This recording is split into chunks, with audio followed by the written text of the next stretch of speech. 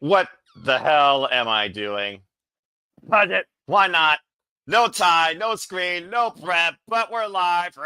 It's Wednesday. You know what that means? Actually, you don't, because for the first time ever, me and Walter prove we are legitimately insane as we're covering tonight AEW Collision and Dynamite 3-hour special impromptu watch-along session because of this massive card as we kick it into full gear this weekend. So welcome everybody to this special exclusive Simply Reliable, Walter Cruz, Noah Foster, impromptu production. Welcome to the discussion, the commentary, the reactions. Hello, everybody. Yep, we're doing it. Fuck it. Why not? We're not monetized, but you know who I am. I am the Simmer of the Simple Brand, the voice of of all things professional wrestling. Damn it. My name is Noah Foster. I show Walter this card, keep proposing the idea, and now I'm here live. He will be joining me here shortly. We've got so much in store tonight. Him and Adam Page goes one-on-one with Katsura Shibata, Samoa Joe on commentary.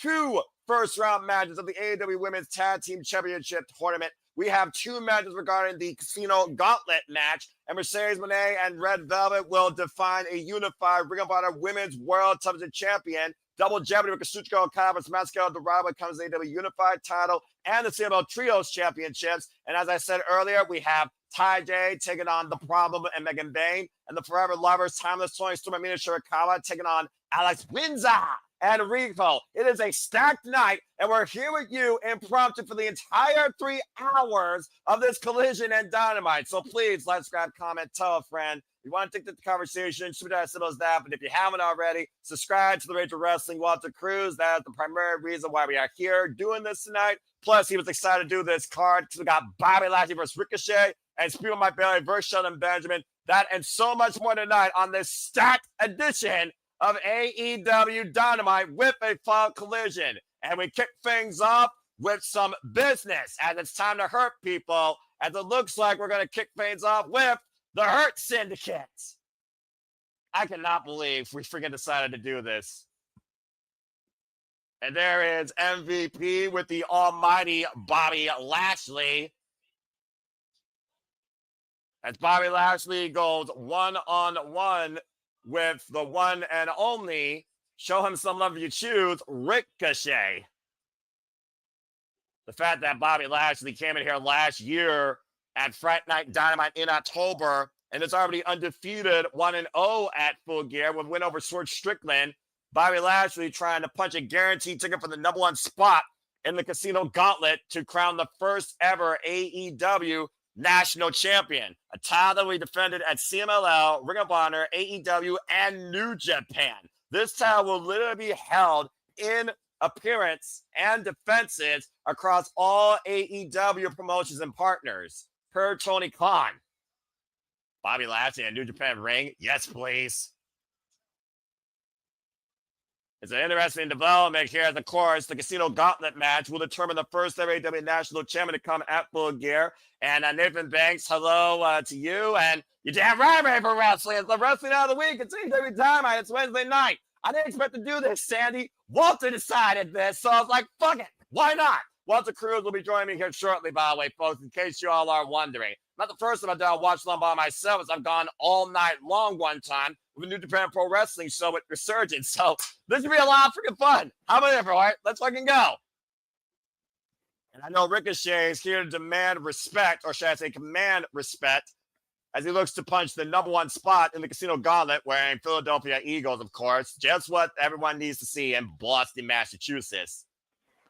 And again, this is completely impromptu, folks. I was going to relax in bed, just enjoy Dynamite Collision, and that crazy Yahoo freaking showed him this card, and I basically was the catalyst to this.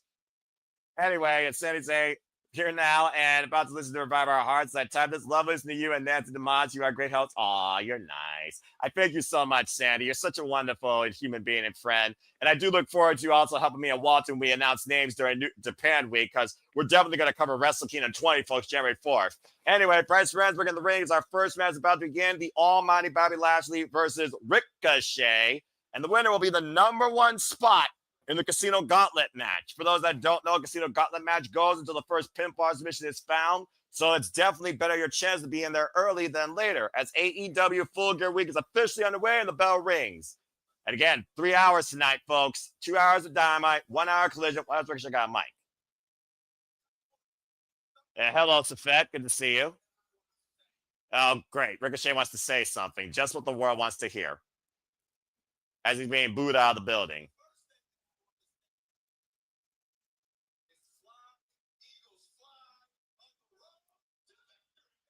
Flag was fine on the road to victory. Can Bobby Lashley just spear this man already and just move on? Like, seriously.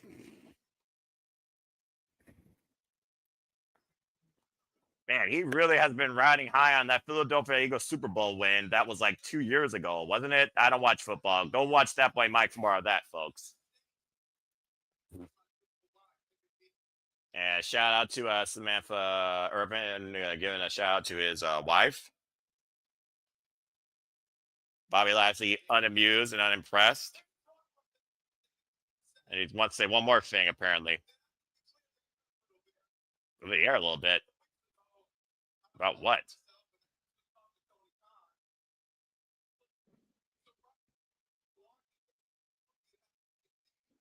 Surprise there. Hawani didn't ask about MVP. Also ripped to Jason David Frank 3 years later. That's crazy. Man, how time flies.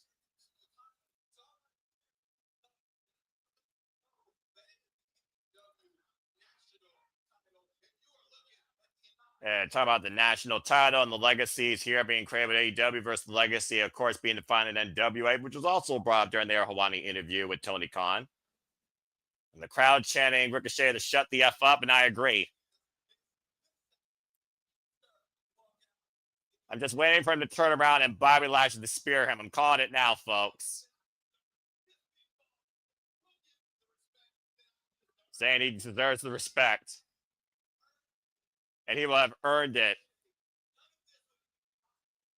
Saying AEW would not be possible without Ricochet. You're right. It wasn't Cody. It wasn't Tony Khan. It wasn't him and that page. It wasn't Kenny by God Omega. It wasn't the elite roster that we have now. It was you that came in literally last year ago in August.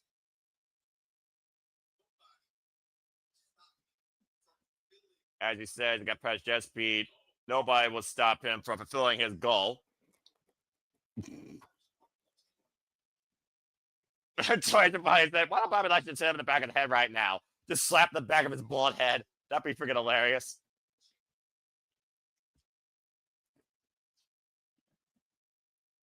And again, this promo might last longer than this match. Talking about there's that dang thing this old gray-haired lady can't do. And thank you, Bobby Lashley, trying to shut Ricochet up, hoisting him, and oh man, dropping him to the outside on top of the gates of agony. Again, the almighty Bobby Lashley, chiseled out of stone, practically almost 50. Bloody freaking hell. It's a fet taking the words out of my mouth. Oh, God. And Bobby Lashley is irate, throwing Ricochet in the barricade and wiping out Bishop Khan. That's squaring up slowly. The owner has the chair driven over into the Timeskeeper area. Good God. Bobby Lashley running roughshod. I love it. And hello to Poncho 450. Hope that you're doing well for this impromptu out of nowhere watch along, folks. As I'm here with you for the entire duration of these 3 hours. A roll up. He's got the legs of the ropes at 2 count. And Walter Cruz will be joining me here shortly, folks. Stay tuned. Again, if you haven't already subscribed to the Rage of Wrestling. Oh! Jumping knee strike by Ricochet and Bobby Lashley. Big press kick, Rex the Almighty.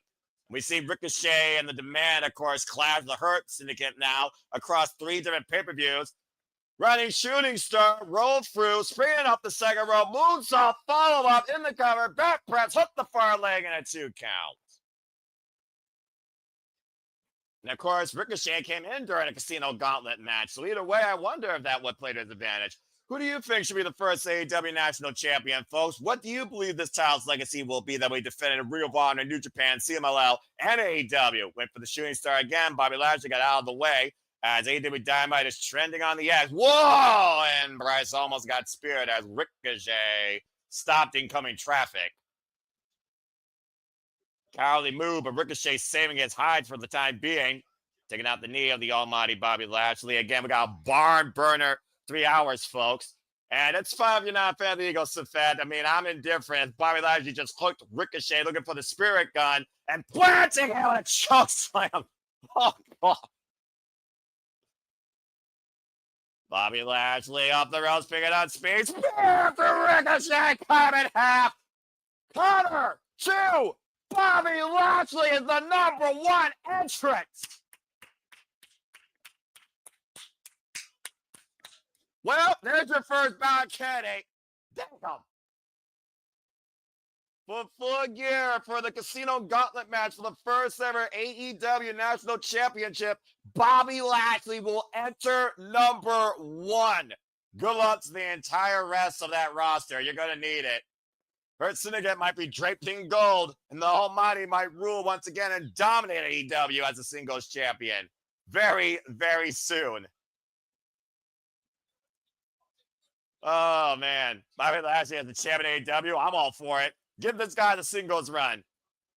And again, I'm doing very well, Poncho. Wednesday nights are always a great night to feel all right with AEW Diamond. We got 3 hours of that with Dynamite Collision, and we just saw Ricochet spear to the back of the line of the Casino Gauntlet match face to Bobby Lashley. And speaking of AEW Full Gear, of course, we'll be covering that this weekend, folks. Hope you're there for the watch with us, whether it's Walter, Ash, James, no idea who's coming with me. I'm going to cover AEW Pay-Per-Views because I love them the most, damn it. And of course, we know Samoa Joe will be going after him and Adam Page for the second time for the AEW World Championship inside Steel Cage. In the meantime, as they're hyping it up, Heyman and Page goes one-on-one with Katsuyori Shibata, ROH represent. Samoa Joe on commentary as the Ops look to weaken the AEW World Champion. And I know Powerhouse House is nowhere to be found, but speaking of the Ops, go backstage Samoa Joe and Katsuyori Shibata for a promo.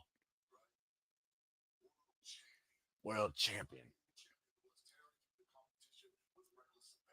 Finding World Champion with reckless abandonment. They're finally someone shut Ricochet up. Accurate. Again, with a company friendly behind him also. That didn't last long. Rare to see here an opening match less than 10 minutes. Ricochet, best to stop showing off. Feel like doing that is costing many matches. To be fair, the promo's probably longer than the match. About to get very different very quickly.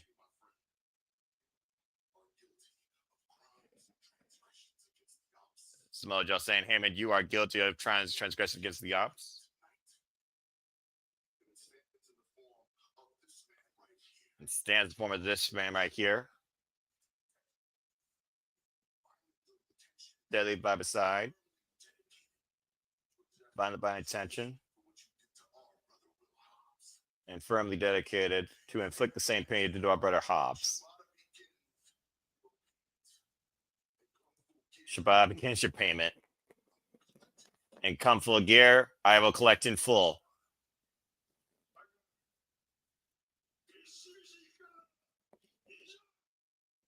I don't speak Japanese, but Katsuyori Shibata did not use his phone, so it's going to get serious tonight. Speaking of getting serious, I don't know what the tax levy is, but the Young Bucks might become rich beyond the wildest dreams as the Young Bucks pair with Josh Alexander took on Kenny Omega Jurassic Express for $1 million this Saturday. But tonight, the Young Bucks and Josh Alexander get a warm-up against Skyflight, Scorpio Sky, and Top Flight, Dante and Darius Martin. As the Cleaner also returns tonight, AEW Dynamite Collision. I can imagine what's on Kenny Omega's mind, what happened to Michael Nakazawa and what Josh Alexander said on Saturday, saying he is the walking weapon of destruction, especially what he did to Kota Ibushi.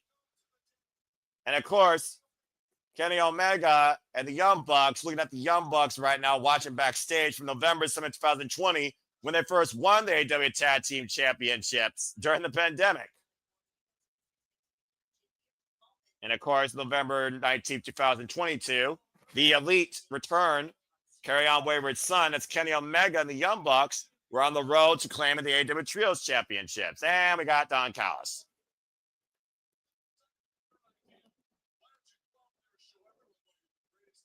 Don Callis having the greatest tag team of all time. Get these Brewers answer right after. Obviously, Don Callis is looking to see the Young Bucks say yes to join the Don Callis family. And Renee Paquette, of course, always a professional. As Don Callis is once again paid for the Young Bucks music as we have an impromptu trios match here. Why do I feel like that the Young Bucks want nothing to do with this family, even if they're desperate for money? And there's Don Callis on the mic once again introducing the Young Bucks. Go ahead and say in the chat, folks. F Don Callis, I agree. Don Callis right now introducing the Young Bucks here.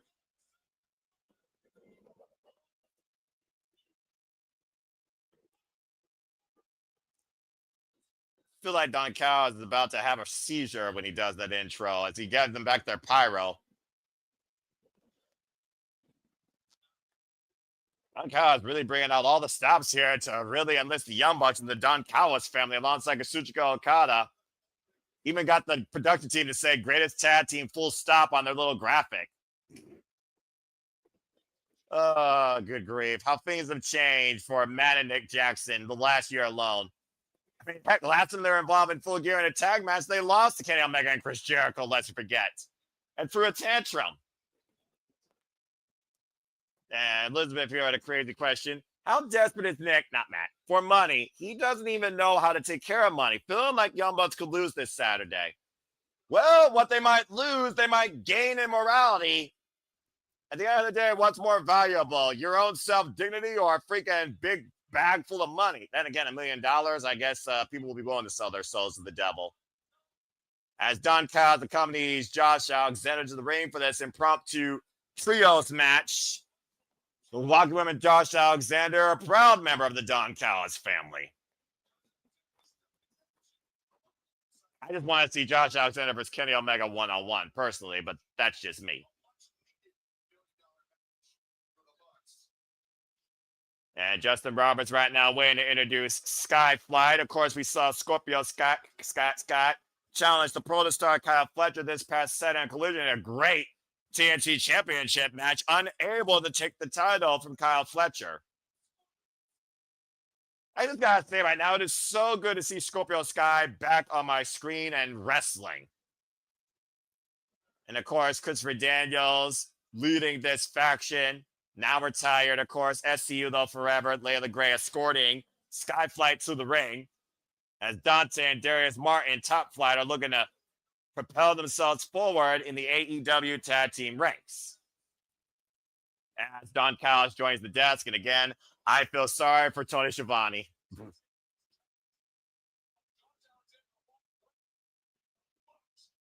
The Young Bucks. Freaking hell, Don Callis. Jeez, Louise. Saying we're going to see some history, Schiavone. We're going to see history or a day that'll live in infamy. Referee Rick Knox drawn for this content. Why is it that Rick Knox is the referee for practically every freaking Young Bucks match? Seriously. Dante Martin and Darius Martin, of course, with long history with the Young Bucks. I can't believe how stat this card is. We still got an impromptu trios match. Whoa. Nice deep arm drag, though, by Nick Jackson to Dante. Dante, of course, is Inhuman. Nancy DeMoss woke him up, who I'm listening to this watch on, 1,000 times better than Don Callis, picturing crickets in a gathering right now for him. I don't think crickets are even worth Don Callis' airspace, Sandy, with all due respect. But again, what are you willing to do for $1 million versus what are you willing to do for a Klondike bar? The Young Bucks and the Josh Alexander have a chance to win $1 million against Kenny Omega and Jurassic Express. Once I add, Jurassic Express already are $500,000 rich. Whoa. Nice drop kick, double kip up spot here. Stalemate by Nick Jackson and Dante Martin. I do wonder, though, how quick does a dinosaur spend cash in the year 2025, what they spend it on? But that's a whole different conversation. A blind tag made by Josh Alexander. Someone like Josh Alexander might want to do the work. And again, I really wonder how much this alliance will profit the Young Bucks in the long haul. Might be over before it starts, so you only hope for that. Set off the ropes, shoulder block shot, by the way, to Brian Danielson, Excalibur, Tony Schiavone, the actual commentary team, and Taz get well soon. Oh, waistlock takedown by the former TNA World Champion, former TNA X Division Champion, and I believe still Major League Pro Wrestling Champion. We should cover Major League Pro Wrestling here at some point, honestly. Just to hear Marvin Dell's voice again. Drop kick by Darius Martin and Josh Alexander. An uppercut. Up and over. There's the apron. Springing is Dante, though. Top flight taking control here. Please put your seats in the upright position. Front face lock. German suplex. Kip up. Slingshot senton. Sky flight. Flying high. Trios offense with the cross body. Double aerial. Manhattan drop to Matt. Bulldog knee first. Now Scorpio Sky calling the play here. Better than the Boston Celtics, but a balance throw overhead to the outside. And Scorpio Sky, whoa! Nice evasion. Oh! Back press kick though by Matthew. Now Dante runs to the forearm. Scorpio Sky went for the discus, caught with a shoulder block to the midsection. Nick is fantastic in the ring though. There's no denying that. Perfect synergy. Oh, caught with a tope. Bodies flying everywhere, as expected here in a Young Bucks match. Through the ropes. Oh, man, a drop kick going for skin the cap by Scorpio Sky. And Sky looking to soar, but the low bridge by Josh Alexander grounds the former two-time TNT champion. Josh Alexander now sitting. Scorpio Sky on the apron. Might be looking for that running. Falling cross body of the spine. And the Don Callis family has regained control of this trios match. They're going. As this crazy broadcast that I'm here for continues on TBS and on Max. As we got a commercial break. Fuck television.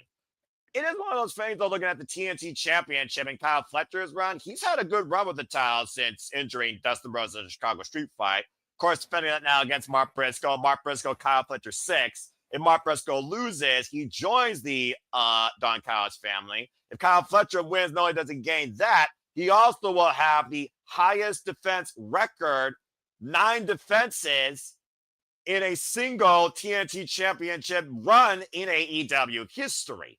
So there's a little bit of back and forth there, I think, honestly. As I look at your comments here real quick, Sandy's saying, also believe he's using the Young Bucks to destroy Kenny Omega. He's done the same with Takeshita. He wants to see the end of Kenny Omega. So obsessed with seeing him gone completely. Well, like the Terminator who keeps rising back, you cannot kill Kenny Omega, the man that has literally survived diverticulitis. And Safet, you are not wrong, man. This 3-hour Dynamite collision is stacked. So much so that Walter's crazy fool self decided, hey, Noah, you know what we should try to do? Out of nowhere, we're doing a watch-along. Well, while we got time, why don't we go ahead and talk about this stacked card that we have for tonight? As we just saw Bobby Lashley beat Ricochet, now the #1 spot for the Casino Gauntlet match to crown the first ever AEW National Champion at Full Gear. Still to come tonight, though, everything else on this freaking graphic. 2 first-round matches in the AEW Women's Tag Team Championship Tournament. Let your predictions be now known, folks who want it, by the way. As the Forever Lovers, timeless Tony Storm and Mina Shirakawa, they take on Alex Windsor and Rico, coming off a great win for their first time together as a tag team against High on Amaya World this past Saturday on Collision. Why Ty Mel, and Ala J will take on the Problem, Rhea Shafir, and the Megasis. Megan Bayne, of course, we know that Megan Bayne and, of course, Rhea Shafir were part of the Victoria's side in Blood and Guts. God damn, was Blood and Guts fucking amazing last week. And we will see which of these 2 teams of these 4 advance to face each other in the semifinal. Excuse me. Of course, we also have Speedball Mike Bailey taking on Shelton Benjamin for the #2 spot in the Casino Gauntlet match. Shelton Benjamin and Bobby Lashley, #1 and #2. That could be interesting. Anyway, Mercedes Moné also takes on Red Velvet. Yes, you're reading that right, folks. To unify the Ring of Honor Women's World Television Championship. Oh boy, she's about to get number 15, isn't she? This has to stop. But you know what? As long as she has 250 small ones and never the one big one, I'm happy. I don't know about y'all, but I'm happy. We also have Hangman Page taking on Katsura Shibata. Of course, these 2 matches are going back to 2016 Ring of Honor, back when Hangman Page was part of the Elite / Bullet Club under Cody Rhodes in that previous regime before Jay White took over. And of course, Mascara Dorada takes on Kazuchika Okada in a double jeopardy match where the winner will get to challenge the other for their title. If you didn't know, Mascara Dorada is 1/3 of the CMLL Trios champions, while of course Kujo Okada, Beach, is the AEW Unified Champion and currently AEW Continental Champion now for near 600 days. And speaking of Kenny Omega, as of course he beat him to unify the AEW International and Continental titles, AEW All In, Kenny Omega will return tonight on Dynamite or Collision. As we return back to Dynamite here, and we already have the Young Bucks. Little tension right now, suing with Josh Alexander. Schoolboy Roman Scorpio Sky gets a 2 count. As Josh Alexander and the Young Bucks need to coexist to earn $1 million this Saturday at Full Gear. And I'm sure, folks, with Madman Tony Khan, this is not all we're going to get tonight, nor the only go-home angles we're going to see tonight. Oh, wow. Beautiful Spanish fly by Darius. And the Lope Suicida wiping out the Bucks on the outside as this impromptu match continues. Oh! And then taken down with a flat line of the cover. Hook of the far leg and 2 counts. Or DDT, excuse me. And of course, Darius Martin and Dante Martin still to become champions here in AEW. Oh, big forearm by Josh Alexander. Josh Alexander, one part of the longest reigning tag team in TNA history, alongside All Eagle, Ethan Page, part of the North. And of course, next week, folks, gobble, gobble, be grateful, because regardless, it's a Thanksgiving annual tradition. We will be covering AEW Dynamite Thanksgiving Eve 1 week from tonight. Always been a memorable show when it comes to the day before you feast with your families and be grateful. And what the hell is this? Dante, springboard. Nose dive! Big nose dive, electric chair, cover! Oh, man, the Bucks saved the matchup. What a ridiculous modified blockbuster. Top Flight are something special. Nose dive, power bomb, blockbuster combination. Springing up, Sky. Oh, caught a spear midair. A super kick party now being ensued. Darius taken out. Dante dropped out of midair. Anti-air raid. Bucks clearing the ring right now, and Josh nowhere to be found. Meanwhile, the Bucks, lining up Dante for the BT whip. Dante springing out via the mines. How the hell he escaped out of that? Whoop. Bottom rope springboard. Dante now looking to fly over the top. Tope on Kilo wiping out the Bucks. Incredible. As, of course, he is always inhuman. And now Dante springing off the top again. High cross body. Josh Alexander. Here's the cover. Hook of the leg. And a 2.5. How damn close was Dante getting the win for Skyflight? Why is Dante Martin not a single star yet in AEW? Seriously. AEW chants right now. I love hearing it. Whoop. Lunging up and over. Josh Alexander picking the ankle, though. Trying to step over. Ankle lock applied now, middle of the ring by the modern-day Kurt Angle, being perfectly honest here. Able to roll through, create separation. Smart wrestling there by Dante Martin. Dante Martin, of course, who suffered a broken ankle after twisting it in a Ring of Honor ladder match. Tried to vault over, got caught by Josh Alexander. Now in position, up and over for the Meltzer driver! That's gotta be it. Now Josh pushing the Young Bucks away. And what the hell is Josh doing here? Dante's gotta be out and applying an ankle lock grapevine. There's nowhere for Dante to go. The Young Bucks keeping Darius at bay. Scorpio Sky nowhere in play, and Dante Martin taps out.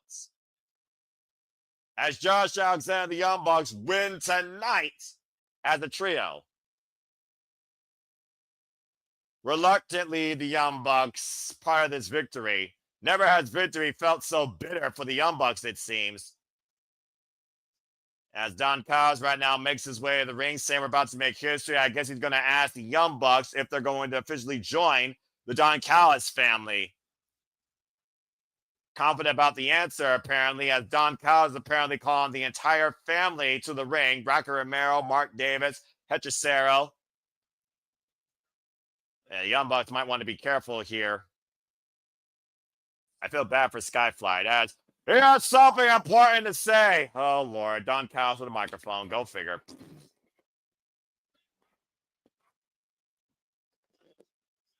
claiming the Young Bucks had a great victory. And now the world is watching. The world is waiting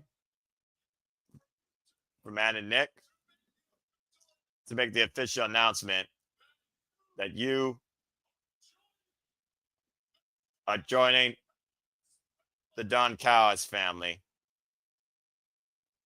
Just say no. Just say no.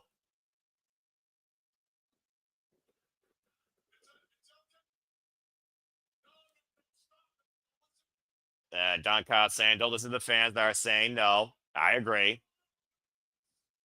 It might be a little nervous. And since it's been associated, the money's been flowing. They're getting booked to big matches. They got their entrance. They got their pyro.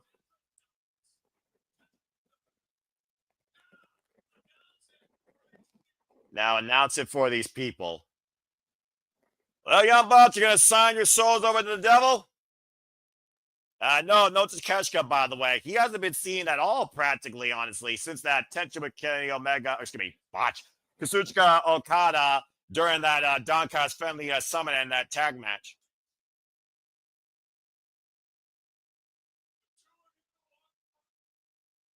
Do you walk around idea about family?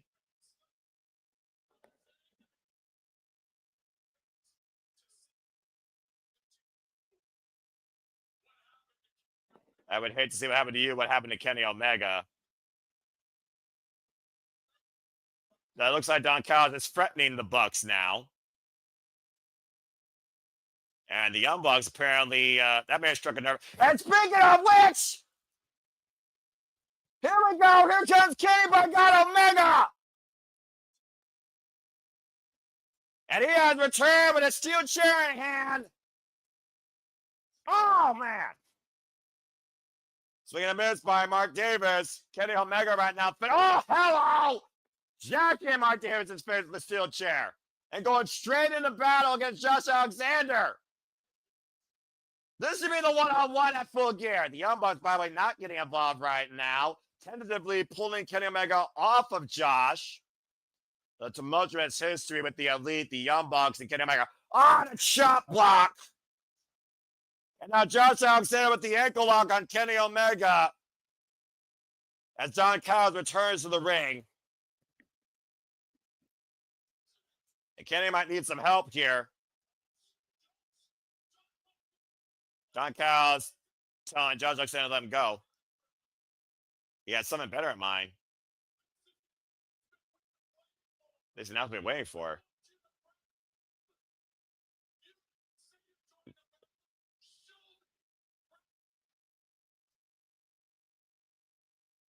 Apparently, Don Callis wants the Young Bucks to grab Kenny Omega and hit the BTE trigger, confirming they are joining the Don Callis family.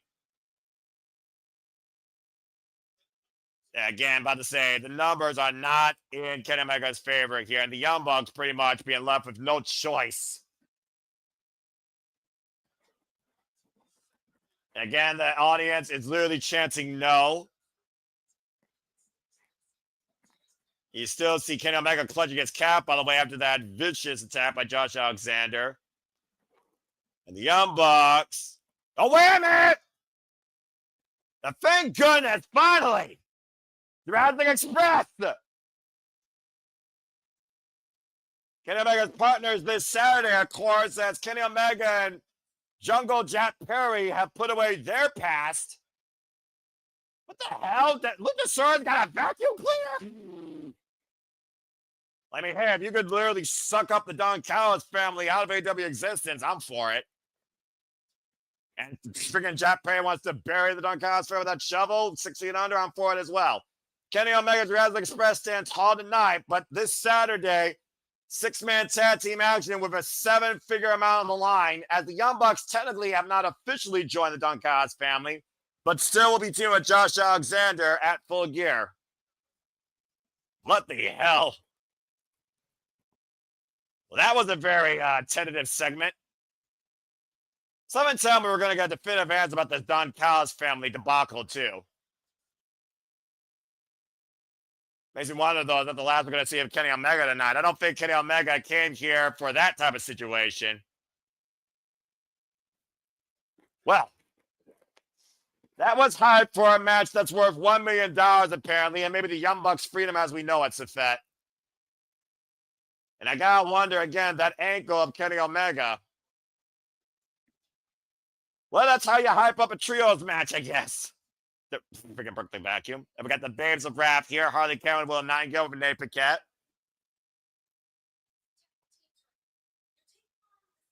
As she's hyping up their match, they'll take on the Sisters of Sin.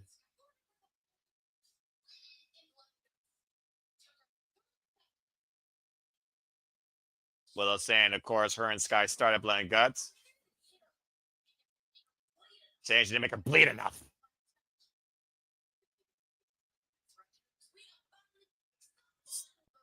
In the quarterfinals match, they're going to be one smiling.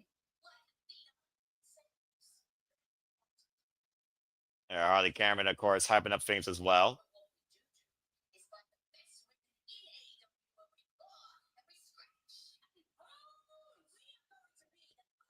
Saying they're going to be the first ever AEW Women's Tag Team Champions. Saying they are indeed the Babes of Wrath. Cameron and Willow Nightingale are a party. Good luck, ladies.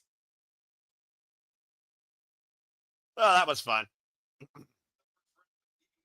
And of course, the first round of the AEW Women's Tag Team Championship Tournament will continue here tonight on Dynamite.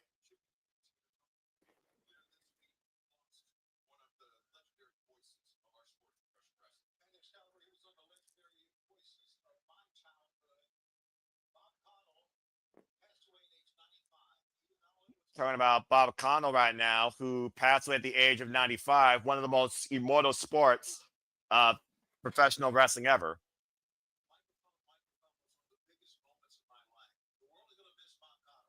Where's going to miss Bob Connell?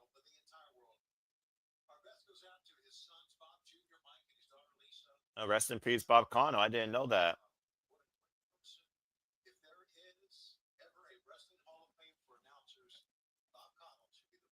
If there's ever a wrestling Hall of Fame for announcers, Bob Connell should be the first one put into it.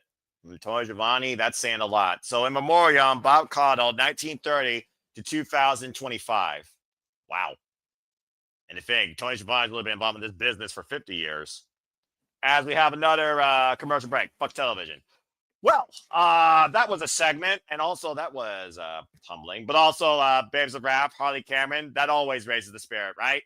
Again, folks, place your bets. Who you got winning the AEW Women's Tag Team Championships? Again, as we just heard, it will be Will Nightingale and Harley Cameron taking on the Sisters of Sin in the next round. As we are looking at the first round of the right side of the night, we are going to see both matches. Alex Windsor and Rico taking on the Forever Lovers.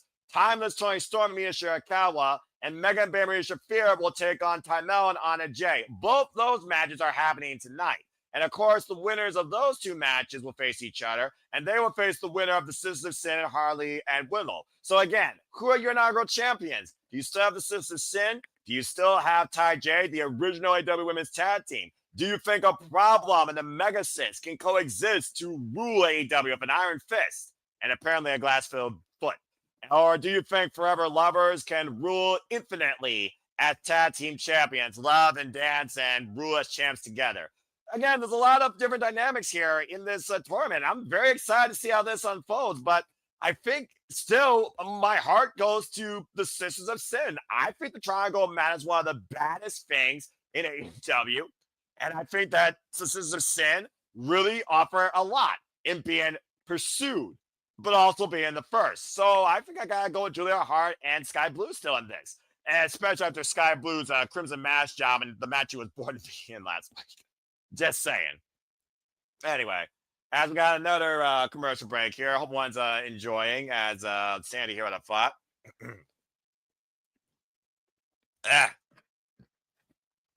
Seems like Matt and Nick were hesitant. Kind of tells me, though, attacked Kenny Omega over a year ago, and no one tries to permanently take him out like Cal's plans to.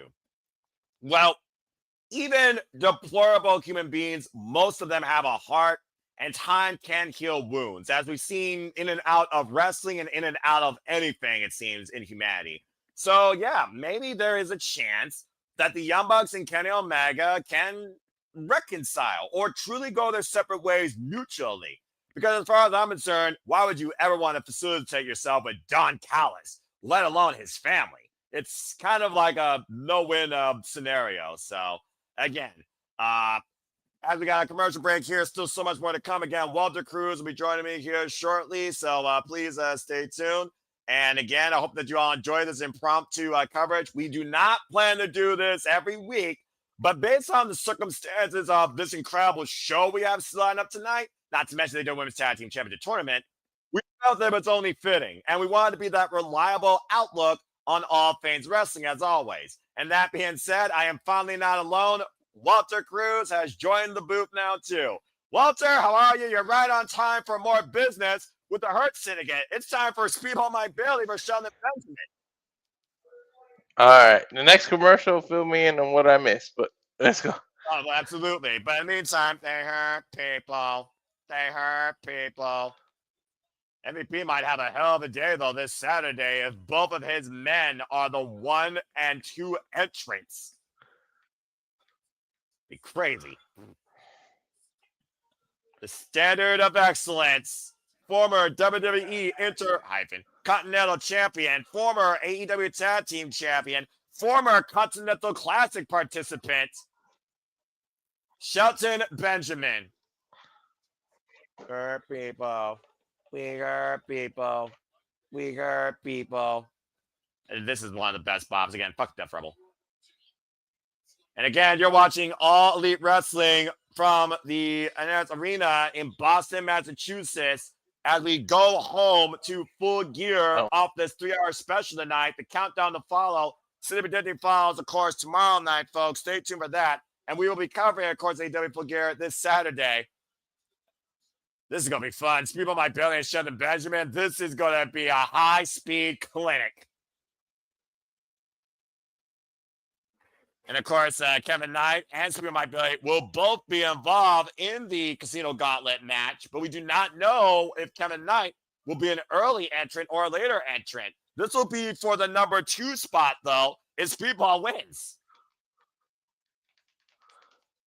Of course, we've seen Speedball Mike Bailey previously in AEW, the tag titles, and the AEW International Championship against Kenny Omega and Ricochet. What's on your mind, Walter? No, I was just repeating what you were saying, that it's for the number 1 and 2 entrant. Yeah, about to say this for the number 2 spot here, by the way, my brother. And again, first off, Walter, it's so good to see you again. Why don't you fill the people in while we're doing this for the bell rings, every Paul Turner in the ring? You crazy Yahoo. You showed me the graphics and showed me the card. I didn't realize how good this card was, and we're too crazy not to do this. I guess that's fair.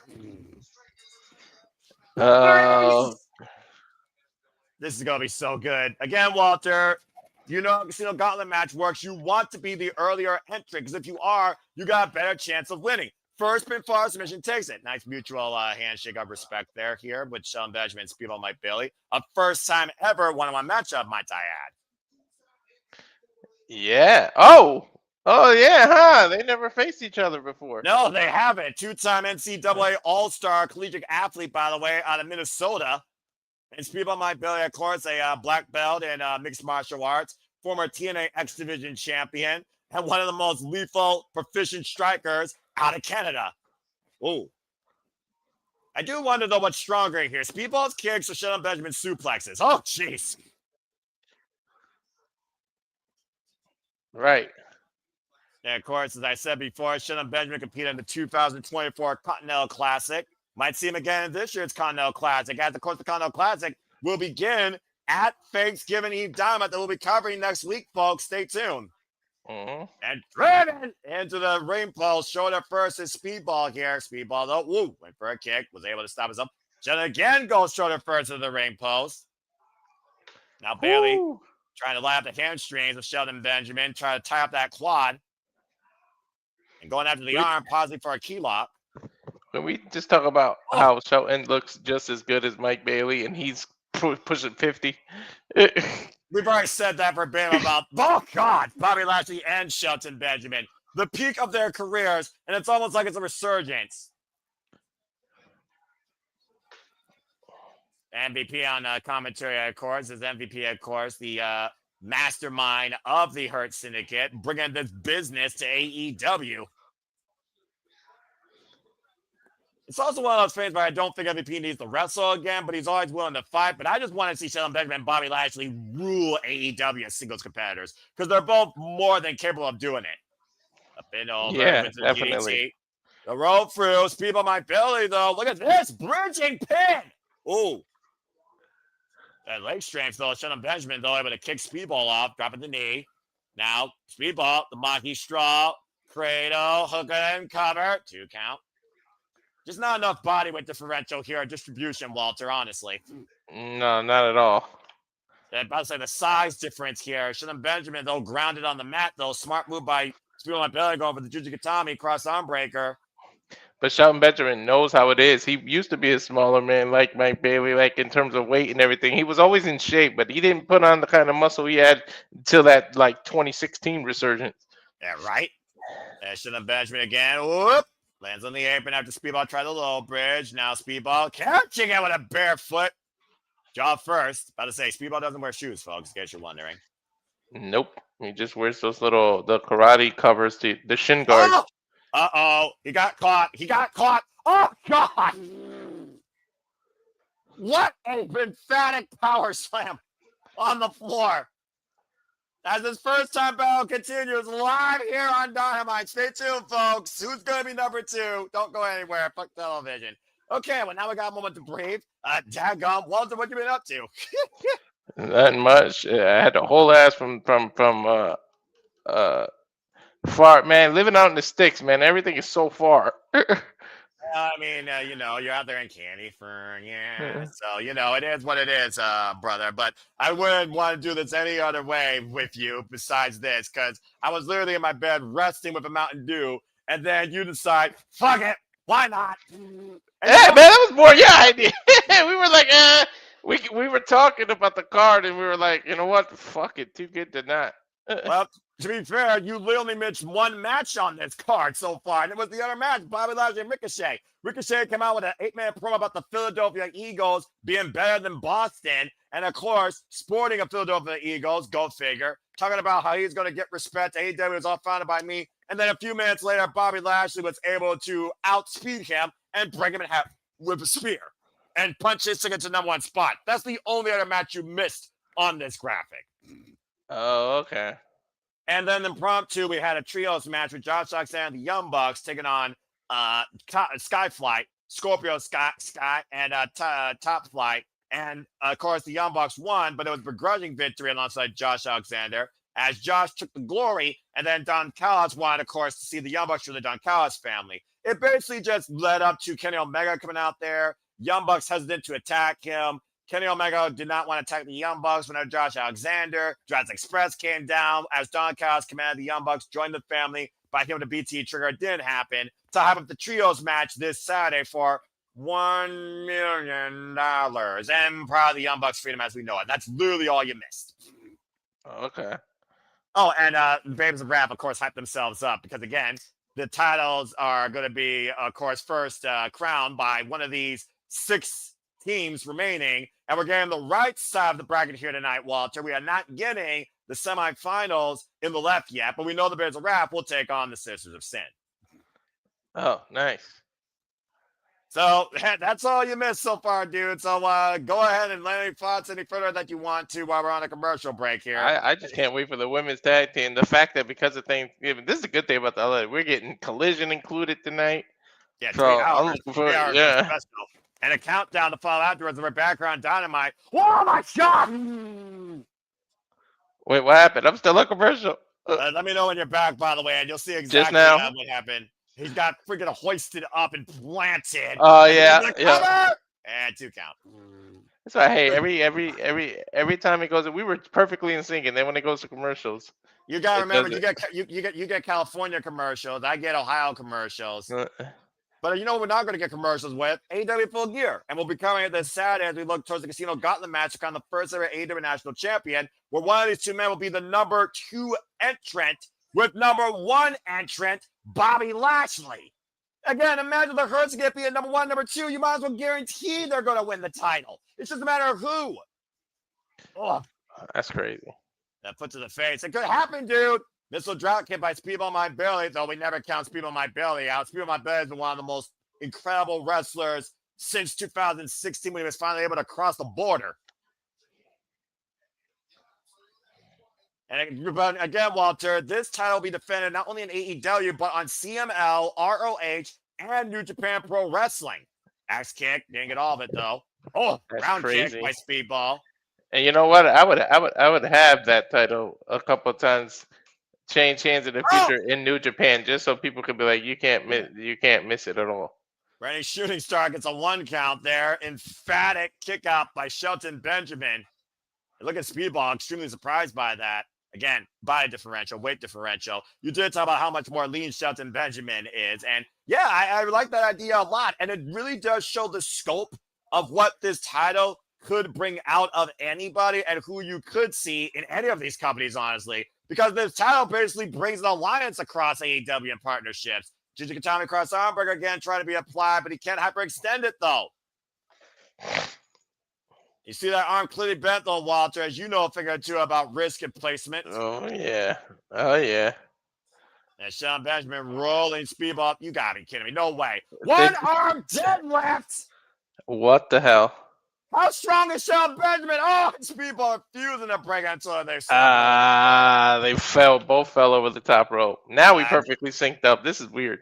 It happens, dude. It's all good. We're having fun here tonight, an impromptu of AEW, and I can't believe we're doing this, but I'm so fucking glad right now we are because AEW makes me happy.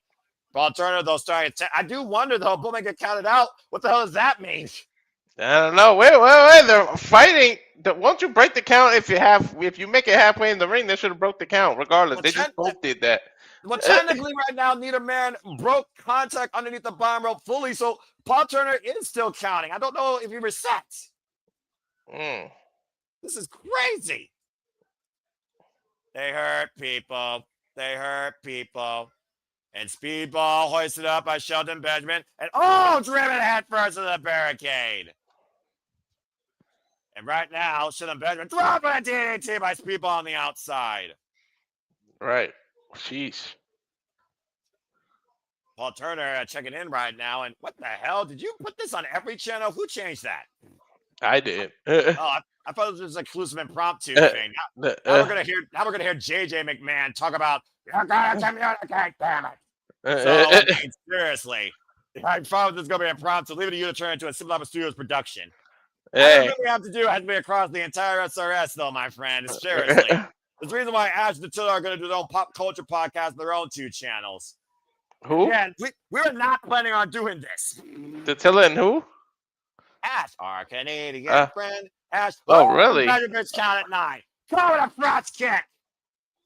And Speedball not going up to the top rope. What the hell is this? Bailey right now might be looking for something big here. And the Shooting Star connects cover. He does not get it yet.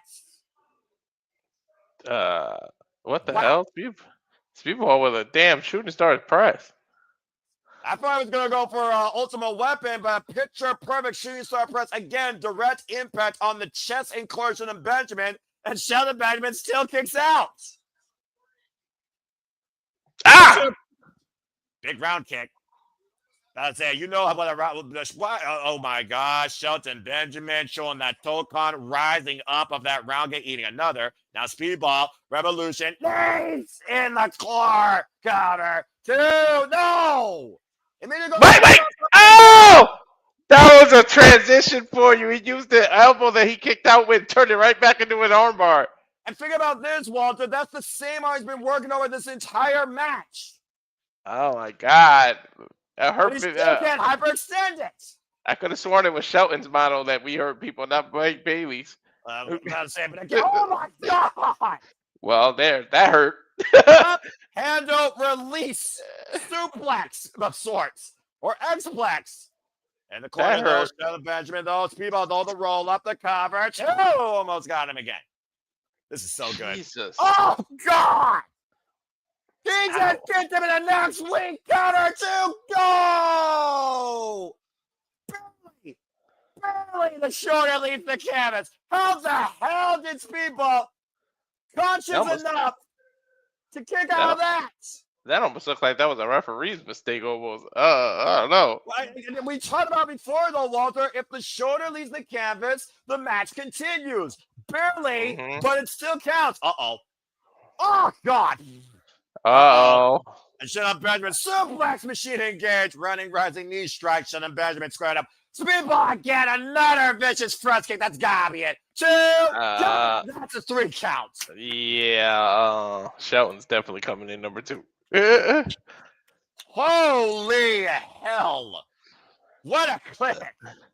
Believe it or not, it's the one match where coming in 1 and 2 is actually the advantage. And look at that graphic to your point, Walter. The Hurt Syndicate owns the beginning of the Casino Gauntlet match. Just don't give us a 2025 version of. Don't give us a 2025 finger poke of doom. Well, coming up next, the Death Riders take on Orange Cats, the Roderick Strong. We come at the commercial break. Fuck television. Okay, first off, that match fucking ruled. Secondly, if JJ can hear me via ESP, this was not planned. Get off your high horse, boss man. And you could yell at me later for saying that. Jesus, not everything has to be an SRS production. God bless it. What was I saying? Oh, yeah. What happened? What made you say that? Comment? Because I can hear it from California now, all right? I haven't been in the chat, but I can hear it in California now, especially because you got it on his channel. Communicate. Oh, I thought it was a comment or something. I'm like, huh? No. I just know, with all due respect, how JJ's mind works. And he likes coordination and communication, which is fine. But sometimes wrestling fans just like to have fucking fun. Here I have it first, out of nowhere, Fudge It, and now it's turned to an SRS production, apparently. I think we've done that. Didn't we do NXT, you and me, out of nowhere one time last year? I don't know if it was a show or a moment, but I think you're right. Anyway, that was a fucking awesome match. Congratulations to Shelton Benjamin. Again, folks, Shelton Benjamin and Bobby Lashley are number 1 and 2 this Saturday in the Casino Gauntlet match on the first ever AEW National Champion. You want to place your bets now that the Hurt Syndicate's not going to win this freaking thing? As long as it ain't a finger poke of doom, I'm good. I think there's more justified respect for the AEW National Championship and AEW. And they could go. I think they can go hard enough on each other that they won't. You think? They'll still have respect after, but sometimes the person in your way can be your own family. You got to bulldoze their ass. You're not wrong there. What a match, by the way. Spew on my belly. Damn, you guys head kicked off though that one time, man. I got freaking turned inside out to Canada. That was so fucking awesome. Well, anyway. Again, thank you all for tuning into this impromptu. I guess I'll freaking do my freaking thing here. SRS stream. So if you haven't already, please like, subscribe, comment, tell a friend. If you haven't already, subscribe to the Rage of Wrestling. Subscribe to Batty for Wrestling. And subscribe to Rock and Roll, Sam the Wrestling Collective, and our Mighty Morphin friend of the Tilla, as well as I'm sure who's going to be his own rage in conflict communication, the Renegade of Wrestling, JJ Williams, and follow us, of course, at the SRS Studios 2024 on the X. Again, you all make this possible. Please subscribe, comment, tell a friend. As the passion progresses, you want to dictate the conversation, super chat. It's as simple as that. Well, again, now we know number 1 and number 2. We know that Ricochet's also in it. We know Kevin Knight's also in it. I wonder who else could actually be in this Casino Gauntlet match. Because, again, it could be anybody. They need to do some surprises, some New Japan people. Well, considering it could be New Japan, ROH, CMLL, and AEW defended, that's not a bad shout-out. I think Zack Sabre Jr. I think Zack Sabre Jr. is going to be in this tournament, in the Casino Gauntlet. I'm calling it now. I'm going to say it now. What? Zack Sabre Jr. is going to end up in this tournament. Do you think a Death Rider is going to end up in it? Because they're about to have a problem with company. Because here comes the Death Riders. And I think... oh, boy. What the hell's going on? Why is she smacking the... Oh, okay. He always does that to hype him up. You know that. Oh boy. Anyway, you were saying? I lost his name. It'll pop into me. It'll pop in my head. His brain fried. Dude. That's what happens when you do impromptu. Well, you get used to it, or you learn to master it like I do. And I'm going to master the fact that we got another impromptu tag match. Speaking of mastering things, how the fuck did AEW master the art of 2 rings, 1 cage, 3 words? I'll tell you how. Blood and guts, as we saw 10 men and 12 women go to the damnedest means to inflict personal injury on each other. Now that I see the blood and guts, it reminds Gabe Kidd. He might be in it too. Well, again, we also saw last week how Roderick Strong, the Paragon, and the conglomeration, as Jon Moxley quit again to a bloody, bleeding Kyle O'Reilly in a submission hold, and has called Kyle O'Reilly out for another match, anytime, any place. He's basically defying Kyle O'Reilly. Think about this, Walter. You can say what you want about the Death Riders, but they push this roster to violent means to try and work as hard, if not as hard as them. And now Jon Moxley is trying to pull Kyle O'Reilly's trump card, saying he got lucky. Can you do that day in, day night, in and out like we do? And to be frankly frank, that's what the Death Riders have done this last calendar year. That's right. Whoa, Casino. I don't know what's gonna happen with the Death Run. I really did like my idea of a new takeover though. If Moxley just puts himself. Not every time somebody has to beat you up, kick you out of the group. Sometimes people can feel like they're in their own way, be smart enough to get out of their way. Yeah, and I feel like Moxley's one of those people that he can recognize it and come out of his way. Oh, the graphics! I love Orange Cassidy's graphic. Freaking blurred graphic. Can't even read the damn text. It's like 8-bit. It's like 8-bit Nintendo or something. I don't know. From wherever, weighing whatever, feeling whatever, as he also said, post Blood and Guts. I never want to do that again. Yeah, I wonder why. Either. By the way, now Orange Cassidy has 100 singles wins. By the way, joining Jon Moxley up there at that record. Even the way he gives his hand to the crowd is just like whatever. I mean, he's literally whatever. He's like me. Sometimes you just don't give a fuck, Walter. And more often than not, I don't give a fuck a lot of times when it comes to anything on social media, what someone says in a social media chat. But I will say this. Clearly, Jon Moxley does give a fuck about Kyle O'Reilly and the fact that the audience has already been saying, you tapped out. You tapped out. Maria Shafir and Derek Garcia also looming. This past collision, we saw Derek Garcia get trash talked by Matt Menard and attack Daddy Magic. So again, Jon Moxley very volatile here, and of course, Cloud Casanova already jacked Orange Cassidy's jaw. I don't know why this is stigma when you tap out. You would tap out too. Live to fight another day. That's smart. Well, I'm about to say, especially on broken glass while you're bleeding, the ever resilient Jon Moxley, the Death Rider that just will not die and will continually push people to try and try and try. Hate him or love him, Jon Moxley has literally been a heartbeat, a violent one, a dangerous one of AEW, and Orange Cassidy just jacked him in the heart. Damn. Okay, well, this is a brawl. Screw the match. We got to fight. I don't know how the ref plans on taking any kind of control of this match. You got Death Riders out here. There's never control in those matches. You kidding me? Yeah, that's true. What the hell are you talking about, control? Right now, Orange Cassidy apparently has not forgotten about what happened at Blood and Guts when Jon Moxley, the Death Rider, stapled his hand in his pockets. Oof. Oh, that was a big, mean, hard fist to the jaw right now. Cloud Guys knowing rather strong on the inside of it. I imagine they're legal with Bryce Rensburg here. And again, folks, this is another impromptu match. This was not an official match. Drop kick. Freaking mention on that graphic. Hard Irish whip to Jon Moxley in the timekeeper's area. AEW pulled an us and just did it impromptu. I mean, that's what they usually do, right? And sometimes it works. In this case, it makes sense because for all I know, this is going to be Jon Moxley versus Kyle O'Reilly. Knife edge chop by Roderick Strong. Hey!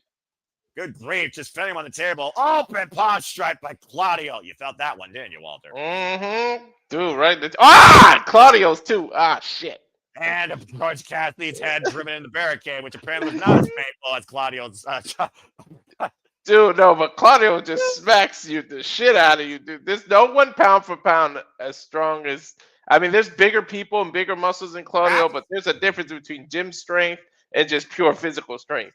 You're not wrong there, bruv.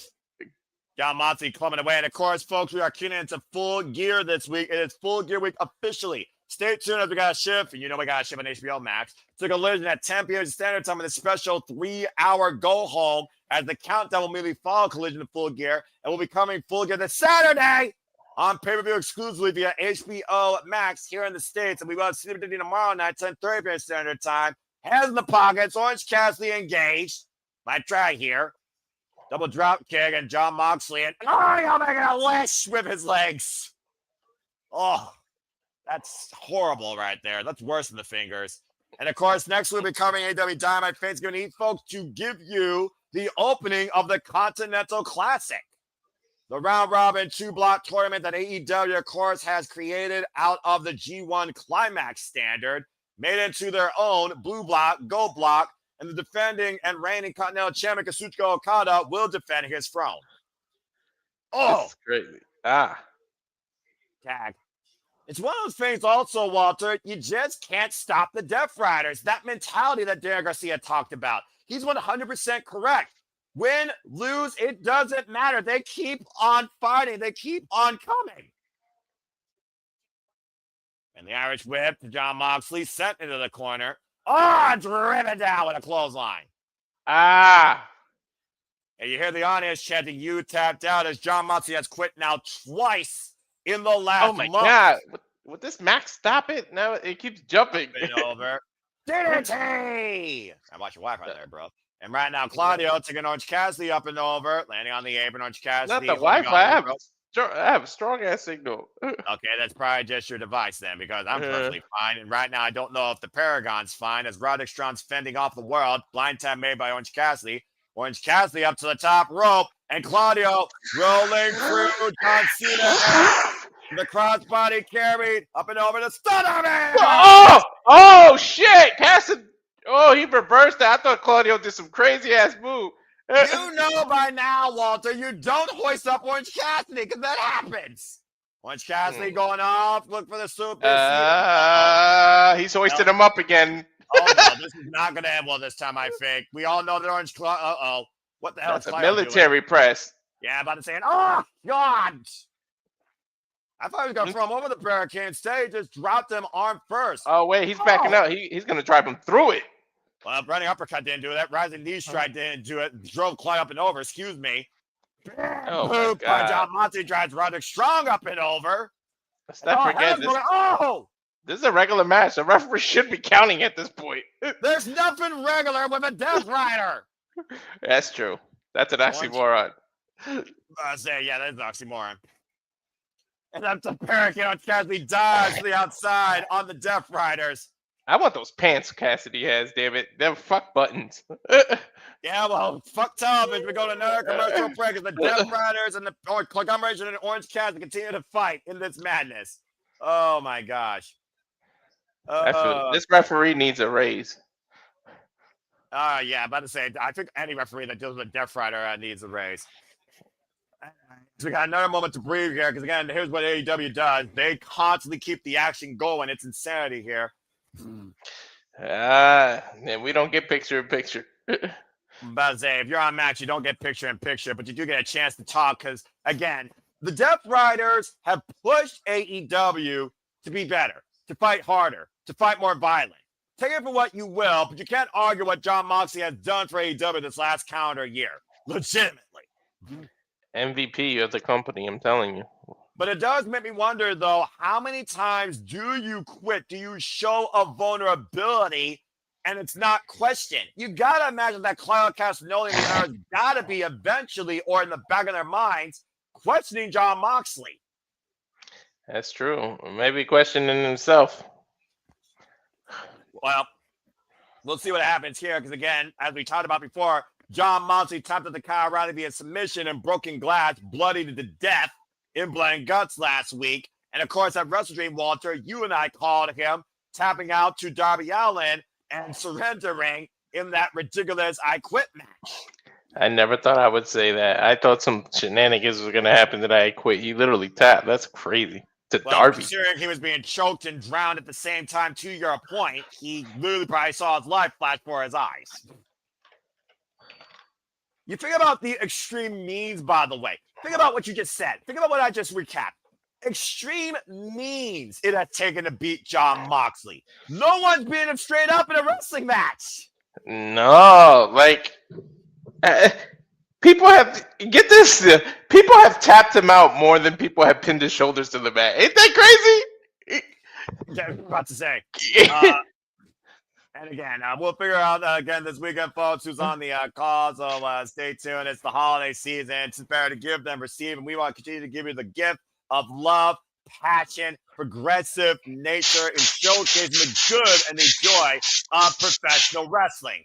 Damn it. And that's why Walter impromptu decided to do this thing, and it's turned into an SRS production. It is what it is here. As we're back here at AEW Dynamite Collision 3-hour special, impromptu tag team match. Wow, I'm tired. Orange Cassidy in the full Nelson right now by Jon Moxley, and Roderick Strong and Claudio Castagnoli in freaking tag team action. Orange Cassidy is looking for the pocket. Let's not forget also, how about this, Walter, for a stat for you. Orange Cassidy took on Jon Moxley last year one-on-one at Full Gear for the AEW World Championship and lost.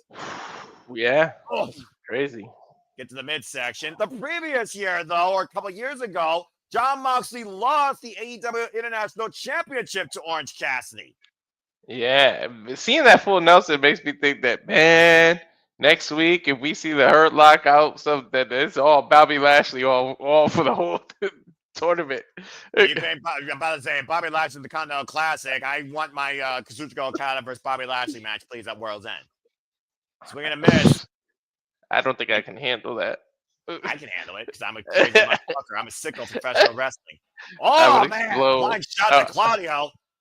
And Roderick Strong with the help of Orange Cassidy. Back body drop. Orange Cassidy trying to reach out for the tag. Claudio holding Cassidy by the pockets, quite literally. I kid you not. Yeah, he's literally pulling him by the pocket. I'm about to say, but look at Orange Cassidy with the rope for the cover on Claudio too. Oh, damn. I thought he was trying to go for that swing. That's some flexibility from Orange. And about to say, he just got uppercut and oblivion as Roderick Strong got the big boom. There's your giant swing. Oh, very short swing, actually. Excuse me. And the Death Riders don't give a fuck what anybody thinks. Similar to me, honestly. Claudio squaring up Orange Cassidy in the corner. Cassidy gets the boot up, or sneaker up, excuse me. Orange Cassidy, though, finding off Jon Moxley and Claudio Castagnoli. Dangerous territory here. Trying to create separation with him and Claudio. Out of the corner again. Dirty! And right now, critical moment to give Orange Cassidy to make the tap, but Roderick Strong, nowhere to be found, Walter! I don't even. When did he get taken off? I didn't even notice him getting taken off the apron. Impromptu big boot by Claudio. Tag me on both sides. Oh! Jumping leg lariat by Roderick Strong. Roderick Strong, one of the most complete athletes you ever see in that ring, by the way. Highly underrated, in my opinion. And extremely dangerous. Wrecking ball drop kick to Claudio. And Jon Moxley gets booted. Izaguri, knife edge chop. Roderick Strong just lighting up the former AEW World Champion.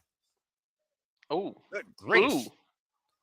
And then running forward, back and forward right now with these elbows, jacking Moxley's jaw, both sides of his jaw, might I add. Dude, he's chopping the shit out of this man. And face first goes Moxley, double underhook. How are you still standing? Right back two and turn him around. Looking for the stronghold. Will Moxley get up again? Not Darren Garcia, though. You're saying? How was he standing after those running elbows? Yeah, well, he just got dropped in his head. Death Rider, deep hook in the near leg, and Orange Cassidy with the save. Resilience and awareness and in-ring IQ is the answer, Walter. It's true. Orange Cassidy just lifted out of the ring by Claudio. Dude, that was pure strength. That was a deadlift. Again, we're talking about Claudio Castagnoli here. I'm just saying. Now, Death Riders might be looking for a doomsday device. Jon Moxley to the top rope. Roderick Strong takes his position. Claudio pushing to Jon Moxley, though. And Roderick Strong! Angle slam, I guess? Olympic slam, that's correct. Yeah. Claudio Castagnoli. I'm about to say awkward landing for Jon Moxley there. The Little Riders. Now Roderick Strong. Superplex! Did you just make a pun? I think you're rubbing off on me, Walter. That's right now, Orange Cassidy. And Orange Cassidy right now is looking to deliver some of extra pulp. Orange punch to Darren Garcia. Get to the midsection though. John Moxley hooking up to Orange Cassidy. Went for the death right. Orange punch connects. I think somebody's coming in the corner. And get to your point with a Yuta. Again, the numbers. Again, I saw. I didn't notice that was Yuta until he got close because he had a hood on when he first ran. And by the say, and right now, Orange Cassidy. Come by Claudia pop up. Death. Dude, the whiplash. He got hit by the European uppercut and then whiplashed off the rope, too. Bulldog choke unconscious.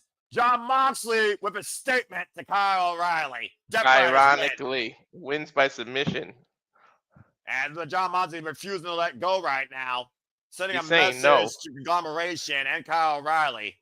He literally told the referee no. Jesus. About to say, you see again, John Moxley has not forgotten what Kyle O'Reilly has done to him and has nearly done to him over the past 3 weeks. Again, it took blood and guts for Kyle O'Reilly to make John Moxley tap out. Damn, look at Shapir's face. I think she's about to go in the ring. Oh, boy. Oh, wait a minute! Is that O'Reilly's music? That's Kyle O'Reilly. The Fire Order's in the building. The man that made John Moxley tap out between the legs, now trapping John Moxley. Ankle lock. Apparently he left off and blood and guts. He's visually tapping again. John Moxley is tapping again. Yes, he is. And look at the smile of Kyle O'Reilly. Dude, he's just taking Yuta's kicks and won't let go.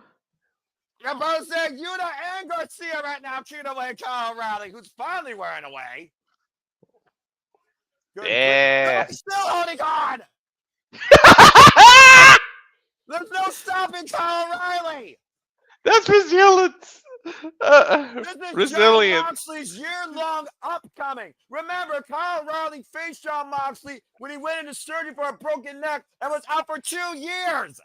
Dude, he's got it worse now. He rotated it up. Exactly. It's an old man heel hook. Finally pulling John Moxley away. That's not just damage to the ankle. That's the knee. That's everything. Do you sure you want to face Kyle O'Reilly again, John Moxley? Because damn, he fired up. Kyle O'Reilly just made John Moxley impromptu aside tap out again. I know this is overused, but that was like a pit bull. They were literally kicking him and he wouldn't let go. There's a reason why Kyle O'Reilly is called the violent artist, Walter. John Moxley came and look. There was a point a couple of years ago I wouldn't even think I'd see Kyle O'Reilly again. Now look. Uh-oh. He's calling him out, I think.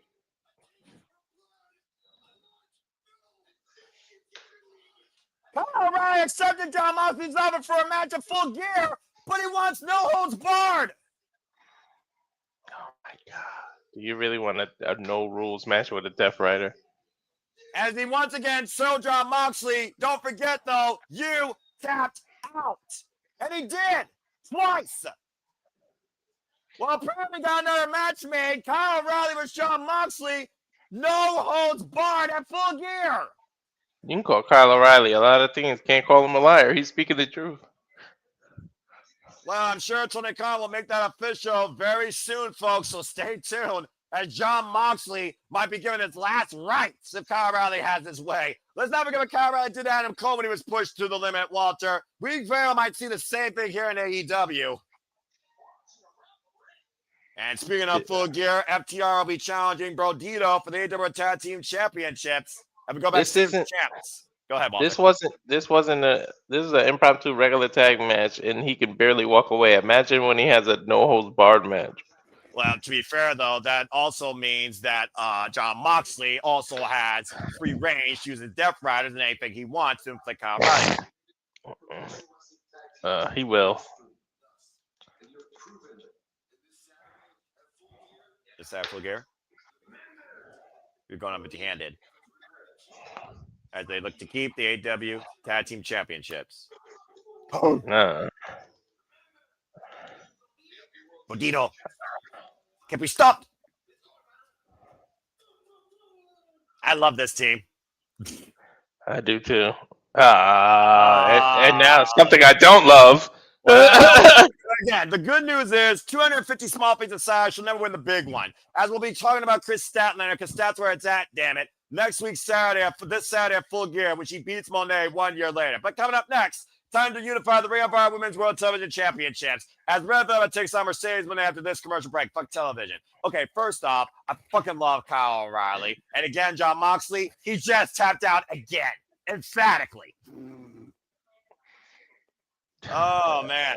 I got a feeling the next match is gonna piss me off. I don't want to see my queen looking at the lights. Oh, another one of your queens that's gonna friggin' yeah. Well, let's talk about something more positive, okay? How about the fact that we got AEW Full Gear, and let's go ahead and bring up the speed on what the card is so far, shall we? Darby Allin has been caught up by Pac for a one-on-one match at Full Gear. It's now been made official. Darby Allin will face Pac. We just heard Kyle O'Reilly challenge Jon Moxley, as Jon Moxley says, "Can you do it again, anytime, any place, anywhere?" Well, Kyle O'Reilly answered the call tonight, and it will be at Full Gear. In no holds barred, because Kyle O'Reilly wants to inflict as much pain on Jon Moxley as possible, since that's what Jon Moxley seems to love. He's a masochist for it. But remember, you tapped out again. It wouldn't surprise me if he does it again. Then again, Jon Moxley is for redemption. I don't know. I'm a little bit worried about this match, but I'm also very excited. I'm thinking he's probably gonna tap again. And we'll find out. Brodito, of course, will defend the AEW Tag Team Championships against FTR. Mercedes Moné will challenge Chris Statlander for the AEW Women's World Championship. That's my main event, damn it. Because that's where it's at. 1 year later, redemption. The year of reformation reaches a conclusion. Damn it. Anyway, sorry. Got a little bit hot there. And Samoa Joe, go ahead. Stats definitely. The fuck yeah, finally. And, yeah, about to say. What was I saying? Oh, yeah. Samoa Joe will challenge him and Adam Page for the WWE World Championship inside a steel cage. What the fuck? You said verbatim how many times now about this situation? Well, I don't know. I lost count. About to say.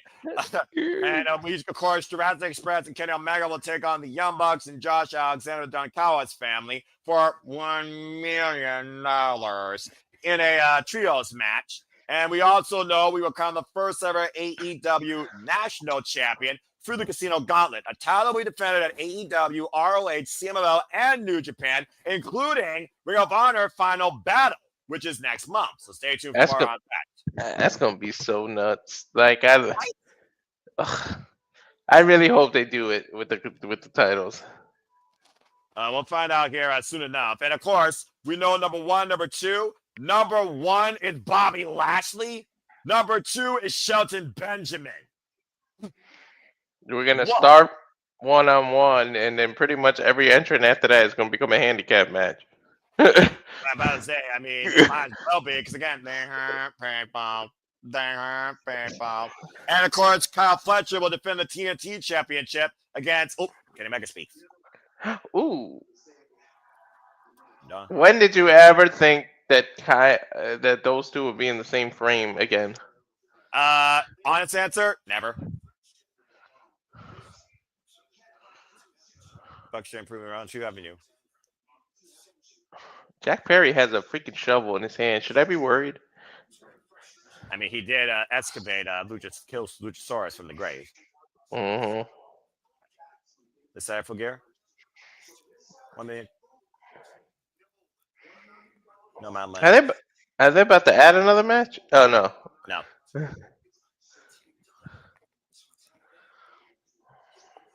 Saturday, get a good night's rest. Got this money. Cut them dollar bills. Because your time's coming. That's what you do. So for now, goodbye. Mwah. And good night. Kenny Omega seeing red right now. He wants to break Josh Alexander's ankle. There's no doubt. And I could think of 7 reasons and 7 motivations for this match. This is literally a 7-figure match. Yeah, but here is a match that I know you're looking forward to. Time for the AEW Women's Tag Team Championship tournament to continue as Forever Lovers.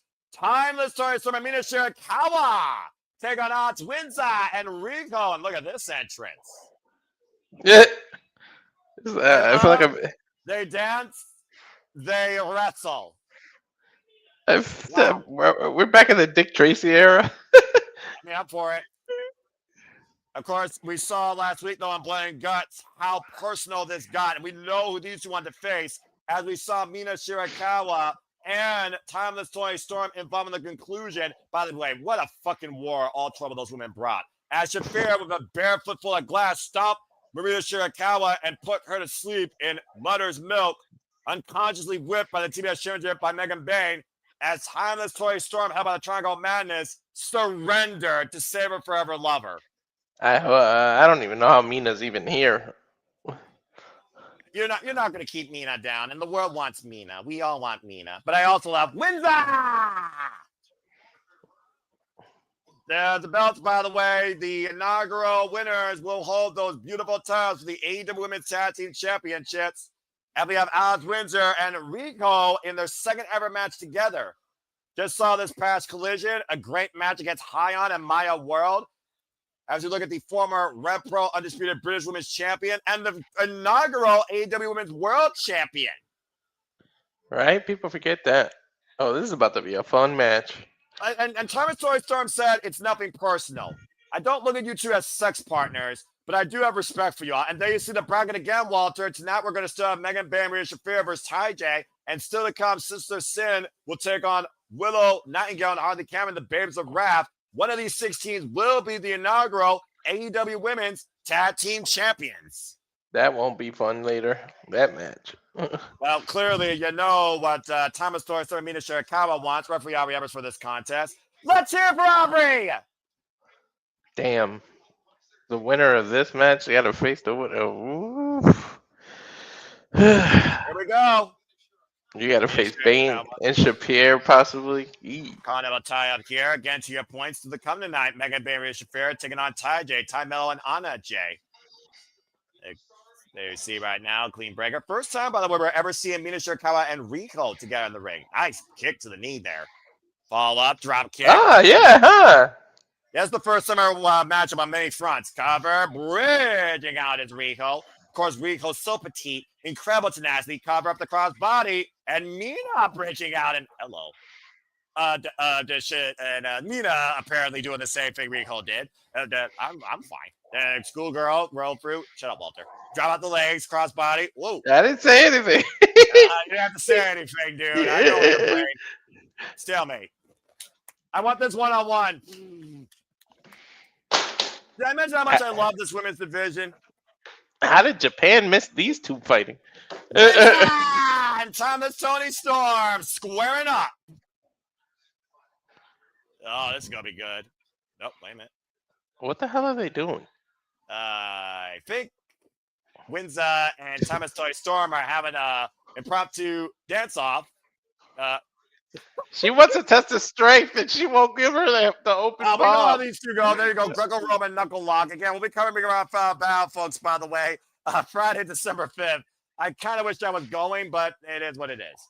Wow, look at this test of strength, though. And you see right now the way odds Windsor's bridging the schoolgirl roll up. One count. I missed the graphic. Where is it? Don't worry about it. We'll get it later from Ring of Ours website. They're just having ticket stuff, dude. I already know the date because I was going to go, but I decided not to because I didn't have the money. Pearls or passions. It's in Ohio? Yeah, Columbus, Ohio. Part of GalaxyCon. Nice deep Andrade take over there by Thomas Toy Storm. Counter deep Andrade by Odds Windsor. Sidestep. Of course, Odds Windsor and Thomas Toy Storm have tangled together as tag team partners as well. I think she caught her on the throat there. Good to see Charles Schultz also in the chat here.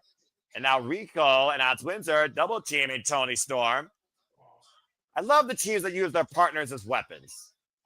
You sure do. It works so effectively when you know how to. I'm just saying. Oh, clubbing shot by Windsor. Now setting up Rico for a catapult into Thomas Toy Storm in the corner with a jumping forearm. And, of course, the cover. Two, you got to consider also Alex Windsor and Rico were not part of Blood and Guts. So they got to be coming in here fresher. Oh, yeah, right. That's an advantage there. They didn't get 2 cages of hell. Oh, To be fair, Thomas Toy Storm's the one that dipped her fist in glass and had a mirror thrown in her face, and also came in with pearls thrown across someone else's head. Bro, damn, that backbreaker. Shit. Nice drop toe hold there. Running drop kick to the side. Mina Shirakawa legal now. Slingshot. Tornado cover. 2. Mina gets Why do these two work so well as a team? I didn't know this is the team that I needed this year. Are you serious? It kind of came out of randomness. Dude, they face each other. They bring up an AEW Women's World Championship at Double or Nothing. Pop up. I know. That's Dun, when dun. it started developing this lovers quarrel, I guess you call it. Tony called it crazy to be shit. fair, it's about when Mina Shirakawa first came in AEW when we had the Glamour, Mariah May, and Timeless Tony Storm. So honestly, they've known each other since last year's Forbidden Door, if we're being perfectly honest. Mm-hmm. Oh, man. I love this shit. And, of course, full gear prevented by DC. And you see Escalera with the cross body to the Forever Lovers. Timeless Tony Storm, Mina Shirakawa versus Rio Announce Windsor. Who punched their ticket into the semifinals? Stay tuned. Let's require picture-in-picture. Fuck television. If there was ever a living embodiment of big things come in small packages, is real. There's a reason why she beat Nyla Rose, become the inaugural AEW Women's World Champion. And about to say, listening to that whole promo just hit my head. Another reason we haven't seen Takeshita lately. He's closer to Bushi and Nakazawa as well. Josh Alexander has truly made this personal. You're very on point there, Sandy. As of course, on Saturday, we saw Josh Alexander break possibly Maka Nakazawa's ankle backstage. And Kenny Omega, of course, wasn't there. And again, good to see everybody in the chat. Everyone's having a fun, incredible time. This is AEW Dynamite Collision. We are live, impromptu here, and having a hell of a good time with AEW as we get ready for full gear this Saturday. Hope you all continue to be along for the ride and stay tuned with us for we do this for all the biggest shows, reviews, and specials across all things wrestling. Shout out to AEW fam. Shout out to the Kanji King of ATW, King A-Train. Anthony, keep your spirit up strong, brother. I'm always here for you, man. And again, we got AEW Full Gear, Survivor Series. We got Ring of Honor Final Battle, TNA Final Resolutions. We got the Continental Classic culmination at World's End. We got Thanksgiving Eve Dynamite next week. John Cena's final match at Saturday Night's Main Event before we head into the new year with Wrestle Kingdom 20 and might go All Japan like we did at the beginning of the year, Walter, with who knows what Marigold and Noah might do. And Stardom. About to say, though, commercials. Also got Deadline coming in December. Oh, yeah, that's a thing, too, I suppose. Oh, wait. Bro. Well, wait. What was the word I was going to say? Oh, yeah. Not my NXT! Anyway. I don't know. It's interesting. Like, I saw that Cena gets to call the participants in the Iron Survivor match. Oh, really? Yeah, Cena gets to say who's the participants. This is going to be interesting. Okay, maybe Deadline will actually be somewhat tolerable for me. I don't know. If nothing else, it'll probably be me just going like an auctioneer again because the clock runs up to 25. But we'll see soon enough. And again, as I said before, Mina Shirakawa and Thomas Story Storm have known each other since last year. Hell, when Thomas Story Storm lost the Women's World Championship, they were a tag team in Stardom for a short duration. Oh, yeah, that's right. Yeah, last year in October. Again, I'm the guy that knows all the facts and all the history. And of course, Mina Shirakawa is a former Wonder Stardom champion. Thomas Story Storm, record-setting 4 WWE Women's World Champion, who lost it to Chris Statlander when she called for her own bloody murder and had a follow-up murder at Wrestle Dream in a great one-on-one match. Meanwhile, as Windsor coming back from possible debilitating career-ending surgery on her knee, of course, Mrs. Brov, as well Ospreay recovers from neck surgery. Her and Rico just became a duo, but have become very well known with each other, actually, prior to this. Not much history, though, in the ring with each other, though. And, of course, Riho, the first ever AEW Women's World Champion, all the way back in 2019 as we have back her to AEW Dynamite Collision 3-hour special. The AEW Women's Tag Team Championship tournament continues. First round action as the winner of this match will take on Megan Bain Rhea Shafir versus Ty J. Still to come later tonight. Rico right now trapping Mina Shirakawa in the center of the ring. By the way, if you did not see the promos by Thomas Storm on Saturday, you need to. Those are some nice looking titles. I was about to say, they actually look like something that's not just a freaking, logo prop. Mm-hmm. What? I didn't say it out loud. Up, roll through by Mina Shirakawa. Now stepping through, positive for the glamorous figure 4 leg lock. And Wait a minute. Rico caught. Oh, that's What is she doing? Oh, shoot. 2-for-1 special here. Now Mina needs to make the tag, though. I swear I thought she was going to hang on to her like a choke from that DDT. I'm about to say, yeah, but instead, Thomas Storm drop kicked out Windsor. And the Mongolian chops now being applied. Snapmare here. Both women so well respected of one another, of course. Previously tag partners earlier this year. Drops Windsor hard with that boot during her feud with Athena, of course. Athena Mercedes Moné thankfully eliminated from this tournament. Thomas I don't even know if Windsor up from face is there a lock. word to describe Tony's offense? Because I don't think Unorthodox does it justice. Well, it's not brought to you by Blue Chew, but there certainly is a uniqueness to Thomas Tony Storm. About to say, Thomas Tony Storm, Mina Shirakawa taking control here. The tag made. And what's this? Now Mina hoisted up by Tony, up on the shoulder. They're doing what you love best. Oh! A sister tornado off the shoulder of Tony Storm for a 2 count. Almost like a full throttle. That's a lot of women want to take it to full gear, obviously. That adds extra weight and extra oomph on the impact. I'm surprised she was able to kick out. Oh! Grabbing those knees down, Mina Shirakawa, the odds Windsor. Nothing you could do in that modified half Romero special. And right now, time to blaze of Windsor was probably going to go over the figure 4 leg lock. Windsor using the left leg, though, to kick Mina off. Oh, back kick. I did not love Mina. How can you not love Mina Shirakawa? Up and around. Blue Thunder Bomb counter. 2. Damn it. Oh, my God. I don't even hear it. Tab made by Rio. Kaza, door up. Wait a minute. Oh, nice. Larry at the back of the head. Double stomp follow up and a front kick. Great combination by Windsor Rio. Cover by Rico and a 2 counts. That was close. Dora Bulldog. Cannonball by Windsor. That was very close. Rico and Mina are legal. And right now the advantage firmly in favor of Rico and Windsor. Did not think I would be saying that. And Rico, double stomp. And Mina gets out of the way. Spinning Solbot. Oh, the back fist. Good night. Ah! That will knock you out. Literally knocks her out. And she might tap her out. Figure 4 leg lock applied. Rico in serious trouble here, middle of the ring. Rico fighting back, though. We talk about the tenacity of Rico, now turning over Mina Shirakawa, reversing the pressure. Yeah, look at Tony in the corner. And Tony just rolling back. Now Mina back in control. Harvey, though, pushing Tony out of the way. Windsor now pushing Rico back in control. Harvey trying to get Windsor out of the ring. Both these women tied up here. And Windsor and and Tony, whoops, swing and a miss. Oh, the headbutts. Breaks the cover up. Good God. Breaks the submission. This is fucking awesome. That's one way to break it. Yeah, no kidding. Just knock each other out unconscious and fall on top of the opponents. Rico and Mina still fighting. Crowd chanting is awesome. I agree. This is professional wrestling. Snapdragon by a woman trained by Kenny Omega. Here's the cover. Hook on the far leg on that. It's a 2 count. Mina's gonna kick out. Rolling elbow. Rio goes down. Cover by Mina. Oh. Dude, she hit her with that back fist and now a rolling elbow. Rio should be out of it. Tag made.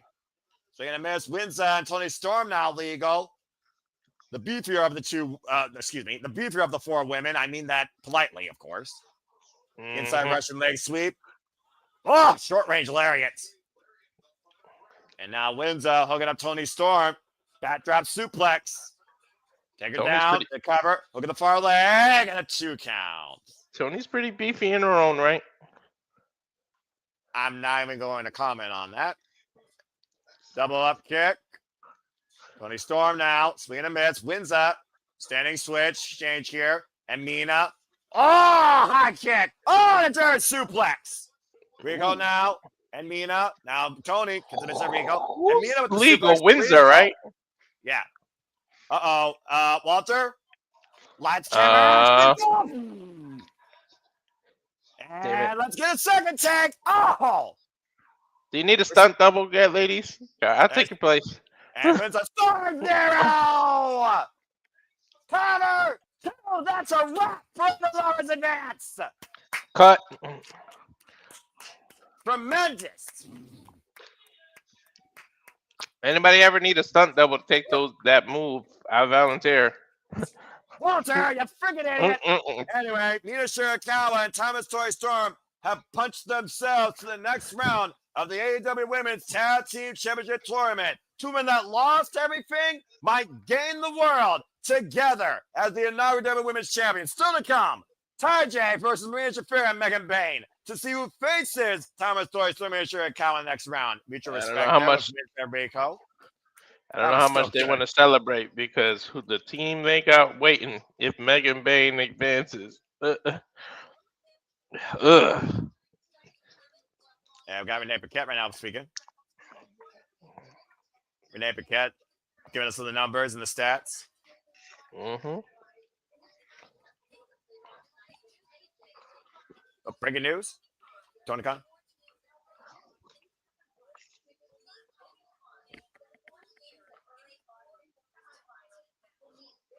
What? In the finals four? What'd you say? Wow. Big time ramifications there, as Renee Paquette just said that the winner of the two matches tonight will meet the other two teams in a four-corner match at Full Gear, and the winner of that match will decide who they face in the semifinals. Oh, shit. Wow, that really could change the entire picture of this tournament as we go backstage with Kyle Fletcher and Mark Briscoe. Pick your poison, huh? Literally, yes. Pick your poison.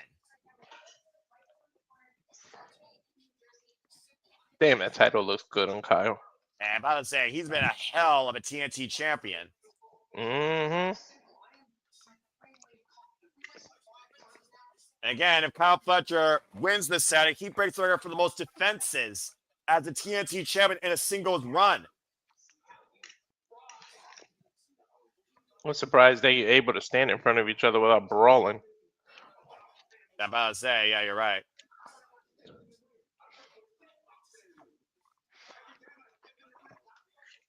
Give me that TNT title, baby!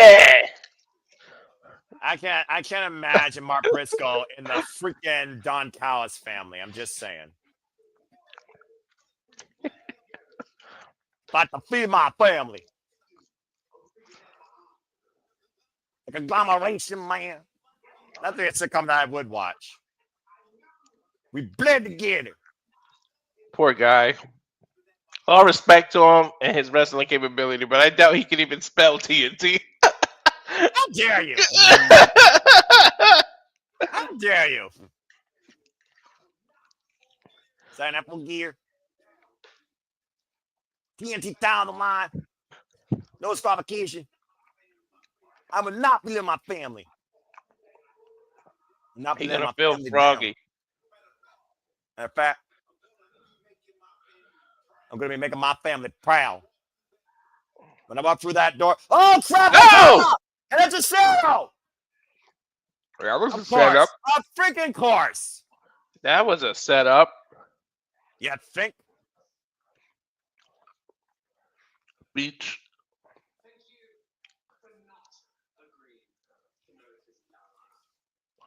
Don Callis is worse than any landlord, anybody I've ever heard of.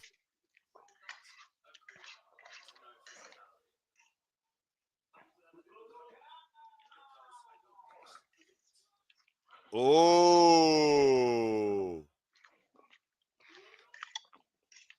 I'm glad I could help because Takeshita couldn't. Protokada. I can't wait for those two to hit. Beach. As we got a commercial break, fuck television. First off, this show's been fucking amazing. Still to come tonight, we have him and that versus Katsuyori Shibata and Kazuchika Okada goes one of our Mascara Dorada in a double Jeopardy match. And Maria Shafir and Megan Bain take on Anna Jay and Ty Mello. So to bring it up to speed, we just saw timeless Tony Storm and Ina Shirakawa, the Forever Lovers. I love this fucking team. Take on Oz Windsor and Rico. Great match. The Forever Lovers advance. We now know it's Forever Lovers, Sisters of Sin, Willow Nightingale, and Harley Cameron, and the winner of Mega Baron Shafir and Tajay will join the field of 4. Those 4 teams will face off this Saturday in a 4 corners tag team match where the winner gets to choose their opponent in the semifinals, completely rearranging the brackets. That's so crazy. Holy hell. I mean, to be Damn. fair, it's one of those things we knew the initial, the field. We didn't know what team was going to face who, and Jamie Hayter and Queen Aminata, they won, and it chose the Citizens of Sin. Now, of course, Fekla made sure that they didn't advance, but the fact they're doing it like this, it makes things even more interesting, because think about it, Walter. We could see Willow Nightingale and Harley Cameron take on Megan Bain or Shafir, or take on Taijay. We could see the Citizens of Sin take on Tony Storm and Mina Shirakawa, or Mega Baron Shafir, or Taijay. There's a number of ways this could go now. I wonder if they did that to avoid another base versus base match like we just had. I mean, to be fair, that face-to-face match was fucking awesome, but you wouldn't be too far-fetched considering we got a heel team that advanced, we got baby faces, and we could see another heel team advance, another babyface team advance, as more Full Gear developments continue to ensue here on this incredible show. Proto Okada. I don't know if I can get behind that, and I'm just waiting for Takeshita to clock Okada. Yeah, so much for the family. I would say this family is doomed to fall apart, but it needs to happen sooner rather than later, in my opinion. Well, you know what they say about most families, they're dysfunctional. I'm about to say, what family is functional? Shoot, our family ain't even functional, apparently. So, it is what it is. I'm not going to say any names, but you know who you are. Anyway, again, thank you all for tuning in. Are y'all having a great time like us? You enjoying a Dynamite Collision? Again, this is a 3-hour special. Walter, we still got an hour and 15 minutes, by the way. Buckle in, bruv. So, again, I hope y'all enjoying this. So, please, if you are, please subscribe, comment, tell a friend. Stay tuned for to be dating AEW Full Gear tomorrow night live. I will be hosting it. Who knows who'll be joining me? And of course, this Saturday we're covering AEW Full Gear in full. So you all can stay tuned for more on that as we return to AEW Dynamite. I feel spoiled this week by wrestling after the Raw we had and now this Dynamite. Yeah, you're not wrong though. And we got the bastard Pac. Dude, he looks so damn different. Right? I promise I would pick your neck. In reality, that didn't happen. I should have turned a corpse to the Burns room instead. Well, maybe I did both. I need to strap in and get me a drink. Hang on. Go for it. Nobody has seen or heard from you since. You're probably intimidated or totally scared. But like that's maybe I did take things a little too far. So Dabe, the boy who never quits. We still have the backbone. Do me a favor and answer my question. And don't worry. I'm challenging you to legitimate competition. No nonsense. No weapons. No catapults, no tasers, no fires, just me and you. When you're stripped all your bells and whistles, there's no way on planet Earth that someone like yourself can compete at the level of a legitimate athlete like me. Wow. Pac really pulling Darby Allin's merit as a wrestler and as a man. The bastard Pac, as only we know him. And speaking of bastards of a different sort, here comes Samoa Joe, 1/3 of the AEW Trios champions, joining commentary as we get ready for Heyman Page versus Katsuyori Shibata. Samoa Joe, of course, will be challenging Heyman Page, as I so eloquently said, this Saturday to a rematch for the AEW World Championship, but this time inside a steel cage. And Full Gear has been a mixed bag of positive history and absolute agony for the Hangman. A loss in the Texas Death Match to Swerve Strickland, claiming the AEW World Championship from Kenny Omega. A loss to Switchblade Jay White. A loss in trios actions to the Death Triangle. And now this year, him and Adam Page will ride into Full Gear against Samoa Joe once again, but this time inside a steel cage. And hopefully Tony Schiavone will not be put to any harm.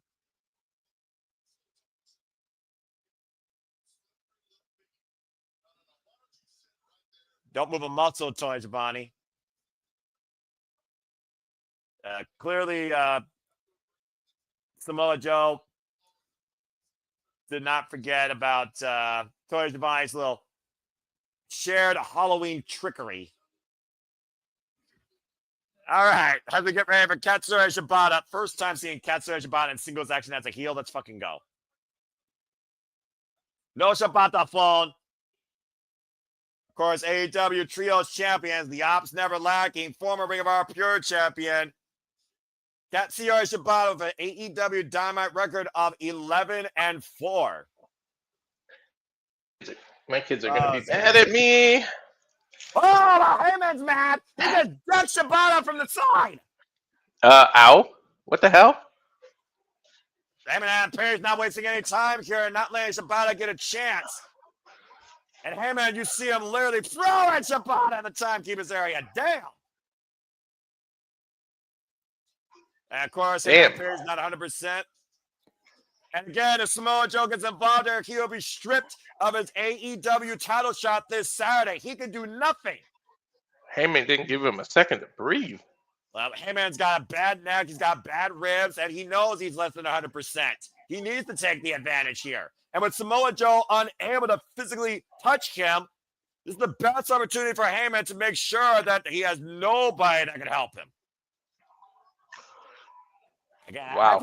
I appreciate Tony Khan for actually having some integrity to make sure that championship matches don't have any tomfoolery ahead of time with the competitors. It's a very smart idea. Shibata, bell rings on the way, just booted Hangman, and it's already taking back control. I don't know how smart it is for Hangman to accept these matches with those compromised ribs, though.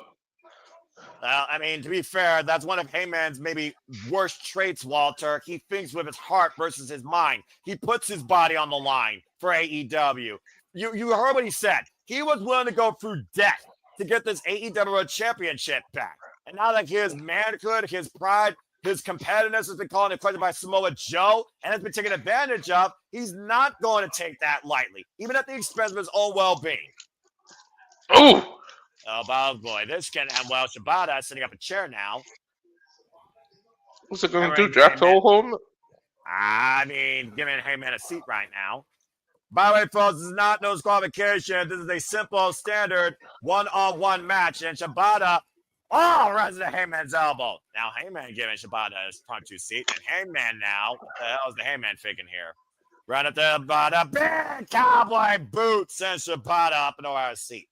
Did it even officially start, though? Because he ambushed them. Wrong, I assure you. Yeah. The bell did ring. Okay. Turner is trying to get them back inside the ring. Cowboy a little bit hot tonight. A little bit? Cowboy rage here in Boston. Just a little bit, huh? I mean, it's him and Adam Page. I mean, we've seen this man do the damnedest things to competitors that get on his bad side, whether it was personal or professional. With Samoa Joe, would you consider it personal or professional, Walter? Both. Good answer. And Charles, you are more than welcome to join Sleepy Dating tomorrow night. I'll see you for AW Full Gear, Sleepy Dating, 10:30 p.m. Eastern Standard Time. I'll see you all for that as well.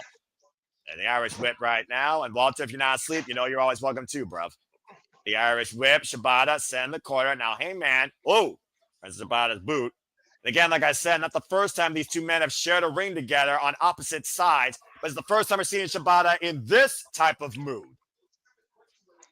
And again, the taped up body of Heyman Page for this proficient technician, former multiple-time never-weight champion. That is a huge danger for the AEW World Champion. Backbreaker. Walk on! I wouldn't want to face Hangman in the mood he's been in. What a short-range lariat, though. Nasty whiplash affected Katsuyori Shibata, who's been on concussion protocol in his career. Covered now by Heyman. 2 count looking at Samoa Joe. Ooh. You see Heyman casting a look to Samoa Joe, by the way. If looks could kill, Samoa Joe would be dead right now. Yeah, but you know what that is? It's distracting. Oh, yeah, right. Shibata taking advantage from behind. If nothing else, Samoa Joe is in the champ's head. Why wouldn't he be? He dropped the man with a muscle buster on the damn championship. That's the last thing you want to do is let somebody be in your head when you got a title match coming up. And you definitely don't want to be less than 100%. It's Shibata going to softly kill Heyman before Saturday. Stay tuned, folks. Restaurant Quiet picture as this match continues. Fuck television. Don't go anywhere. Psychological warfare is a real thing, man. Yeah, you're not wrong there, bruv. Okada wants him and Tanahashi in the main event, Wrestle Kingdom 20 over Tsuji and Takeshita. This is one example of the jealousy Okada has for Takeshita. Ooh, that's an interesting thought. It's really how you look at it. It would be a situation going all the way back to Wrestle Kingdom 8, if that happened, when the Intercontinental Championship with Nakamura and Tanahashi surpassed Okada and Naito and made Naito ungovernable. But in this day and age, it's Tanahashi's final match. With all due respect to Tsuji and Takeshita, Tanahashi is New Japan, period. I think it's justified that he mains event. Yeah, that's true. It's just one of those things right now. What do you think sold the Tokyo Dome out more? Takeshita and Tsuji, or Tanahashi's final match now being with Okada? Tanahashi's final match. I rest my case, Your Honor. Just saying. Anyway, as this match, of course, continues, again, I do wonder, though, if Joe loses, what does Joe do after this? I don't know. He talked about like he don't have much left in terms of his in-ring career, didn't he? Yeah, that's true. He doesn't have much to prove either, so I don't know. And again, Heyman and Page, you wonder what his holiday season will ensue. Has he been naughty or nice? You think twice. You tell me. In the Continental Classic, I can't imagine Heyman involved in that. He's the freaking AEW World Champion. But, of course, we'll learn the Continental Classic, I imagine, either at Full Gear, if not after. Mm-hmm. And Sandy backing up my point, but it was a fan vote. By the way, Strange were almost at the end of 2025. We haven't talked about Naito since May. Been doing silent work in Germany. Well, you know, Los tranquilos de Japón. They've been busy still, subtly. But, yeah, it's kind of been a quiet afterthought when you think about it, Sandy. And I almost wonder, would they resort to the fan vote again with only 1 month left for this situation? Or would they listen to the freaking president? Let's not forget, folks, Tanahashi is the president of New Japan Pro Wrestling. Just saying. Just saying. Mm-hmm. Just saying. Anyway, did I mention I'm having so much fucking fun tonight right now? Yeah. Commentator mode. Damn it, Walter, you lovable idiot. Yeah. You freaking leveled me up. And stay tuned, folks. We'll live up here soon enough with Super Reliable Gaming again. Lee and me and Will of Fortune. Further TMNT. Maybe Charles won't fall down manhole this time. And we might bring out our side scroll beat 'em ups and one-on-one competitions as we're back here in this one-on-one match in AEW Dynamite with him and Page and Katsura Shibata. Paul Turner, the official. Samoa Joe on commentary. If Samoa Joe gets physically involved, though, the match this Saturday will be canceled and Samoa Joe will surrender his championship opportunity. Now, Did you get that email from AEW? What email? Oh, Fallaway Slam. If you order within I'm an AEW insider, so I get all the emails from them.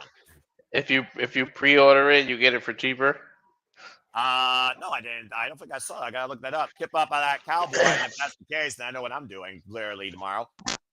Right on Lariat right now. Again, folks, right now, him and that Page will face Samoa Joe this Saturday at the AEW World Champions Online inside a steel cage. Hey, man, Wrecking Ball Lariat drops about a hard on the apron. You have to do it in the next 2 days, 22 minutes, 22 hours, and 14 seconds. Oh, perfect. I got plenty of time. Punch drops Shabbat on the floor.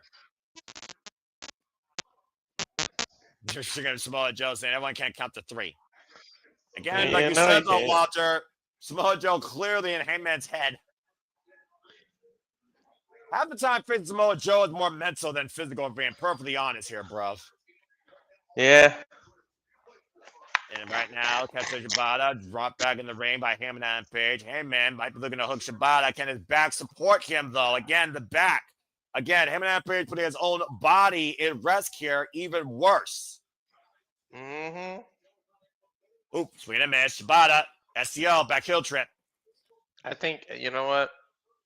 It's not his job to win tonight. It's just to soften him up again. Just Didn't you say that about Hobbs and Hobbs got sent to the hospital? I'm just saying. As long as he does somewhat effective.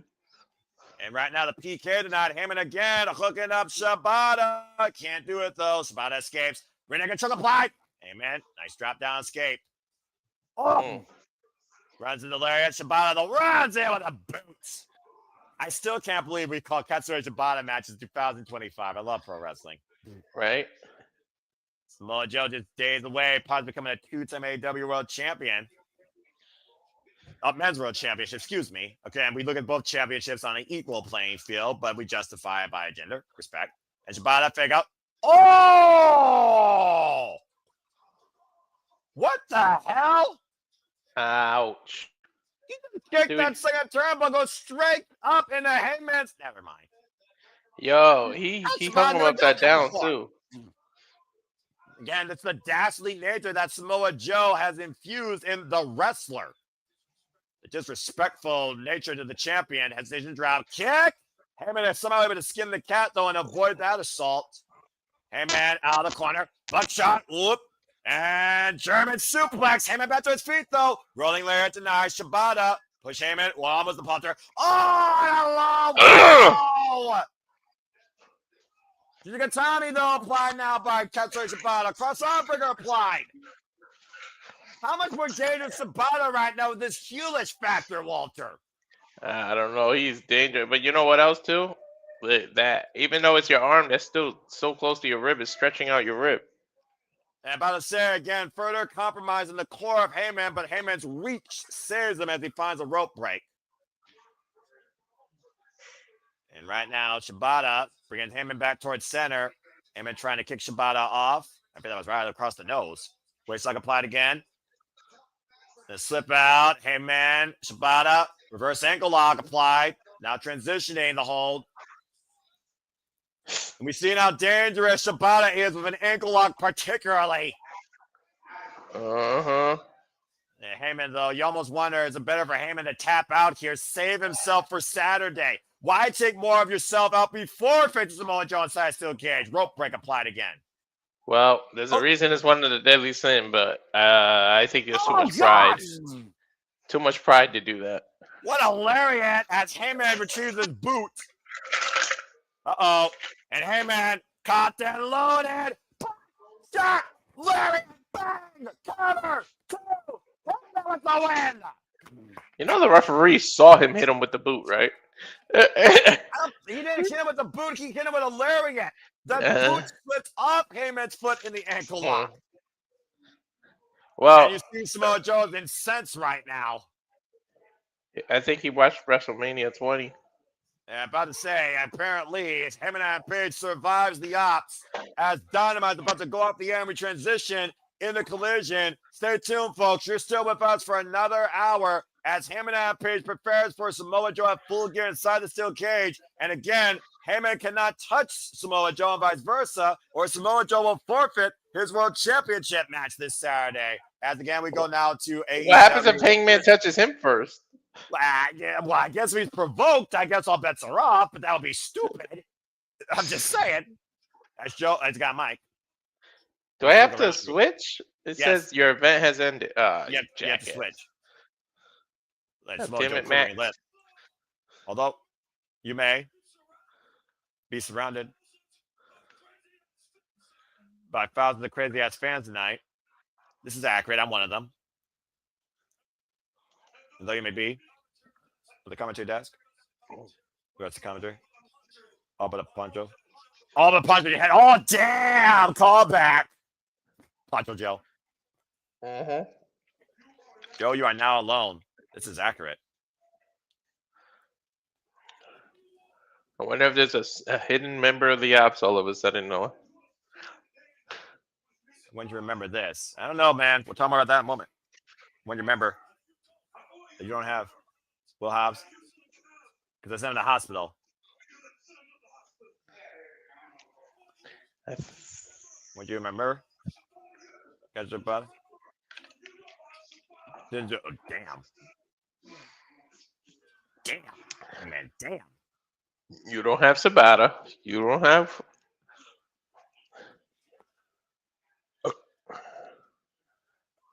Joe. Was Barley. I want you.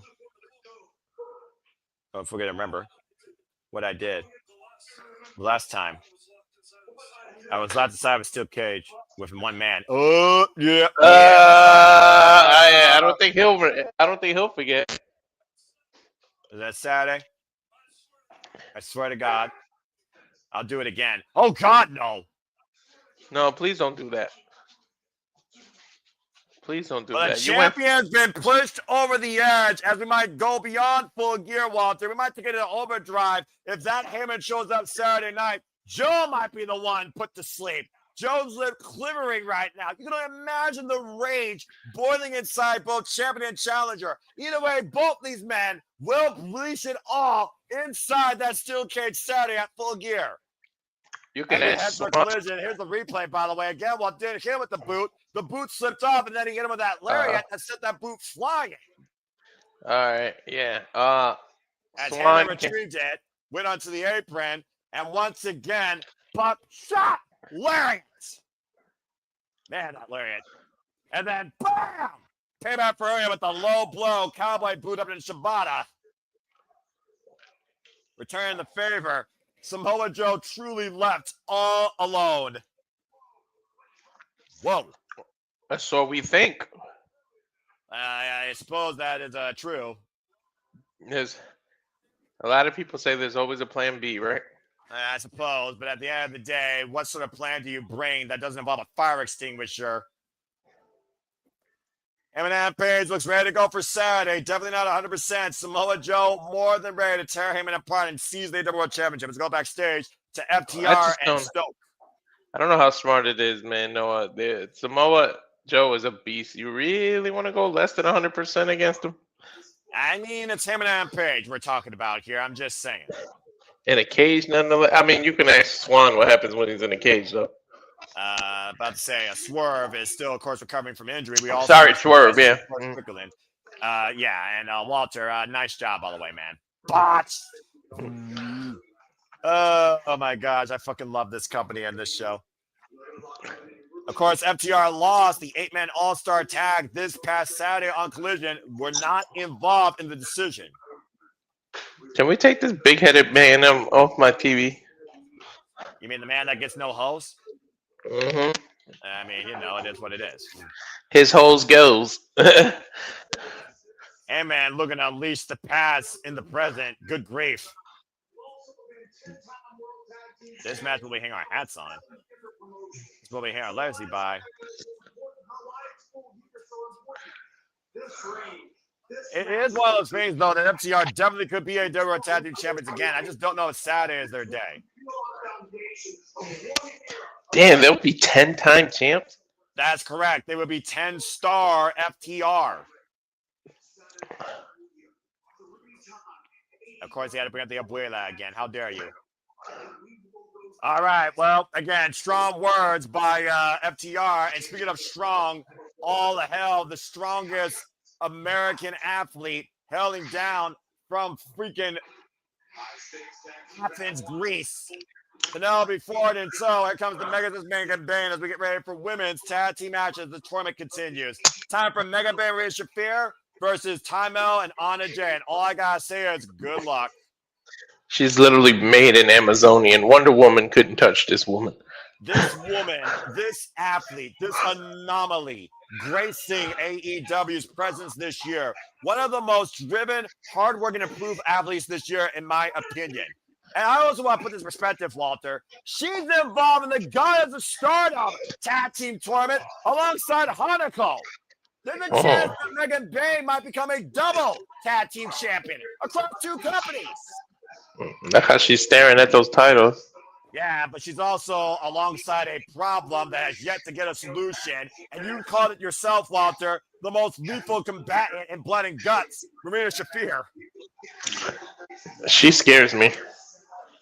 Now she scares you? She always scared me. Okay, so now she scares you even more, is basically what you're saying. Mm-hmm. I can't say I don't blame you after what we saw Megan Bayne and Rhea Shafir, what they were capable of unleashing inside Blood and Guts. Being part of the winning side and being part of the decision. Of course, the team brought Impromptu to the Penelope Ford, turned her UCL. I wish Penelope Ford the best in her recovery. And again, folks, the winner of this match will go on to a 4-corner match this Saturday to determine who they face in the semifinals. I wonder who they would pick. Well, who would you pick? Ah, that's a good question. I don't think these two even give a damn. I'm about to say, Ty J just wants to fight. And we already saw Ty Mello on the end of Mother's Milk this past Saturday on Collision. If it wasn't for Timeless Tony Storm, Ty Mello would have been left put to sleep. As Lana J was unable to compete Saturday night due to sickness. But I said it before, I'll say it again.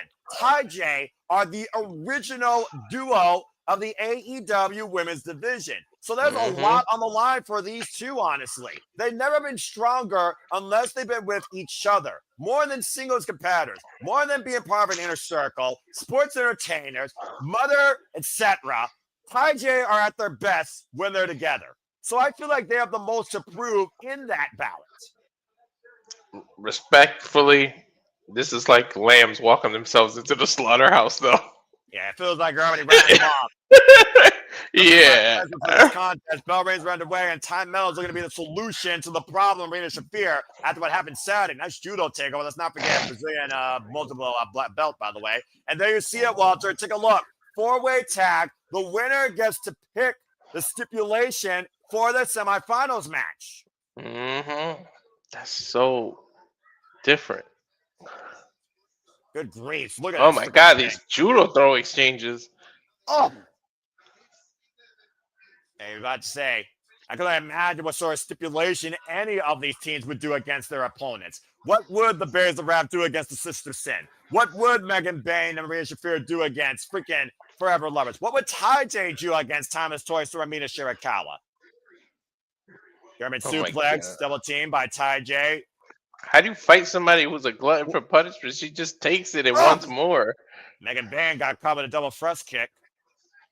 And you see right now, I also got to consider this, though, Walter. Chemistry is very key in tag team wrestling. The lifespan of AEW, Ty J have had a freaking relationship. Megan Bain and Rhea Shafir have been together for freaking 3 weeks. Yeah, that's only because Penelope Ford had an injury. And we've already seen how dangerous these two are together, though. But again, cohesion is definitely not there right now. Megan Bain crashed the steel ring steps, Shafir into the apron. Yeah, it'd be interesting to see what happens if when Penelope heals after. Is it a Freebird rule?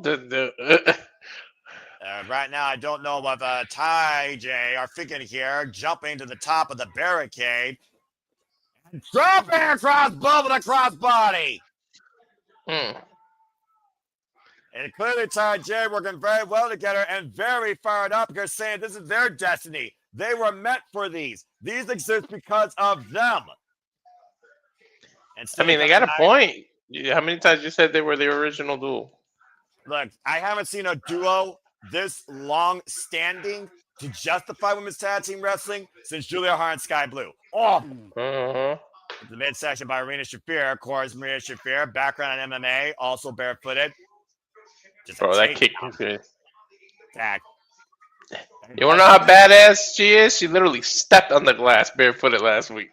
She stepped on glass. She took glass in the forehead. She dropped Chris Statlander on a bed of nails. And she literally judo tossed Mina Shirakawa in glass into her chest for Mother's Milk while she was taking the pressure of the TBS championship across Mina's body while she was unconscious. Maria Shafir is the biggest badass right now in AEW. Male or female, don't at me. And she'll fight any man to prove it. I've got a commercial break, quick television. I would run. Fuck that. About to say, I mean, shoot. Maria Shafir, she is the problem that is yet to have a solution in and out of AEW. And again, as we got a moment to breathe, thank you all continuing to tune in right now on this impromptu watch along. We are simply reliable. Walter Cruz, Noah Foster. This is AEW Collision. As we're with you to the duration of the end of this show. Still to come tonight, Walter, we got Mascara Dorada versus Kazuchika Okada. The winner of that match will challenge the other for their title. Obviously, Okada and Don Callis family versus Mascara Dorada and his partners for the CML Trios Championships. Or Mascara Dorada, the guy that held and pressed UNAW All Out, could challenge Okada for the AEW Continental Unified Championship. Yeah, I forgot what the title was called too. It's okay. I've been impromptu commentator mode since 8 p.m. Okay, you guys got me at absolutely 0, and I've been 110. So that's what it is. And also, Mercedes Moné takes on Red Velvet to unify the Ring of Honor Women's World Championship. Please. I gotta speak the facts, bro. I know. Speak the facts. And again, Matt, good to see you. And Elizabeth, with a note here, tied with the black. We got the black and the blonde, of course. And well, in the graphic, you're right. More so the double tone job. You know, it is what it is. Matt doing well, covering AEW. AEW always brings a pleasure to my heart. And this show has been fucking phenomenal. To bring me up to speed, by the way, we just got done with Dynamite. We saw Forever Lovers, Mina Shirakawa and Thomas Tony Storm advance over Alex Windsor and Rico. We also saw Bobby Lashley and Shelton Benjamin punch their ticket to the number 1 and number 2 spots respectfully in the Casino Gauntlet match for the AEW National Championship this Saturday at Full Gear. If the Hurricane don't win, I will be absolutely surprised. We also saw Kenny Omega and Jurassic Express call out the Don Callis families, Josh Alexander, and the Young Bucks. Young Bucks have yet to join, but I've been pressured to join by Don Callis. And we also saw an impromptu tag match with Jon Moxley and Orange Cassidy and Roderick Strong, Claudio Castagnoli, where Jon Moxley may have got the win due to dubious FR means, but tapped out the Calvary again post-match, as Calvary has challenged him now for Full Gear, calling his challenge up from Saturday, but he wants to be a no-holds-barred match, which I'm probably going to guess is going to be made official.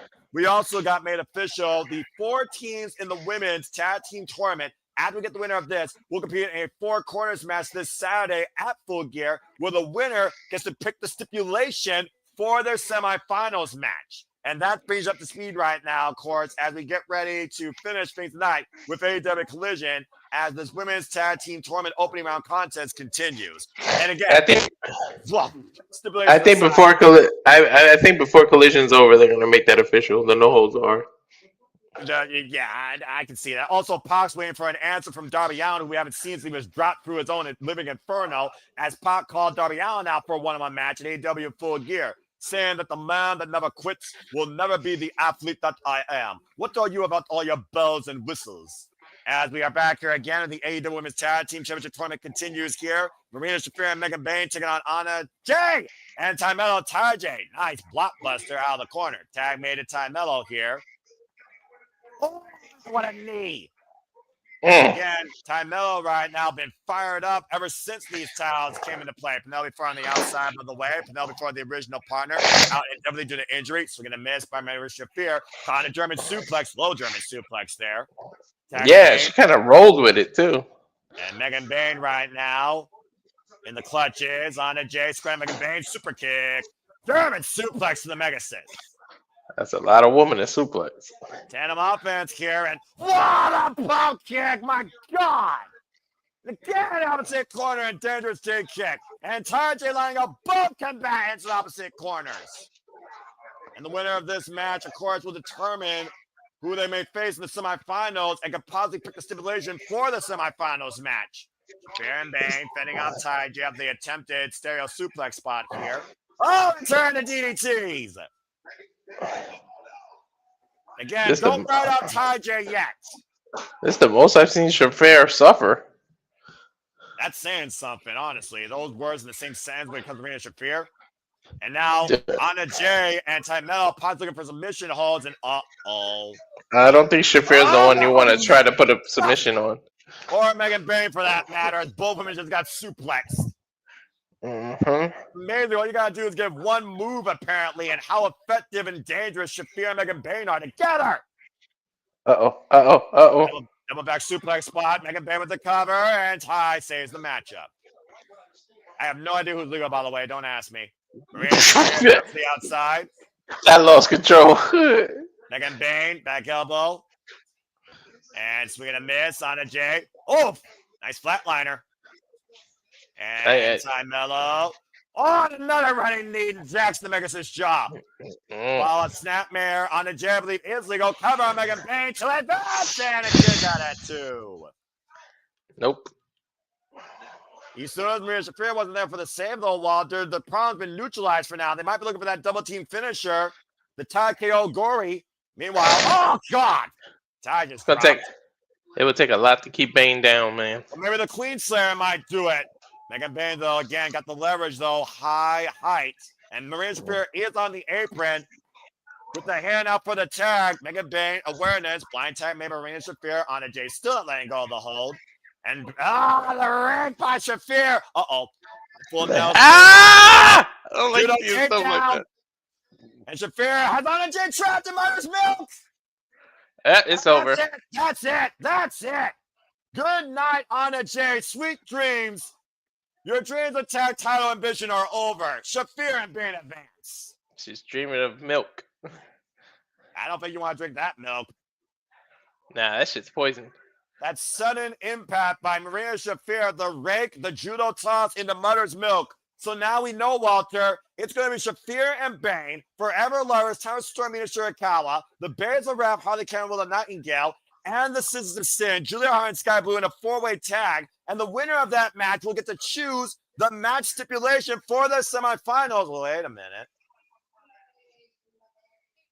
It's our lucky bloody night. Time to switch to Mina Shirakawa. Oh, hello, Mina.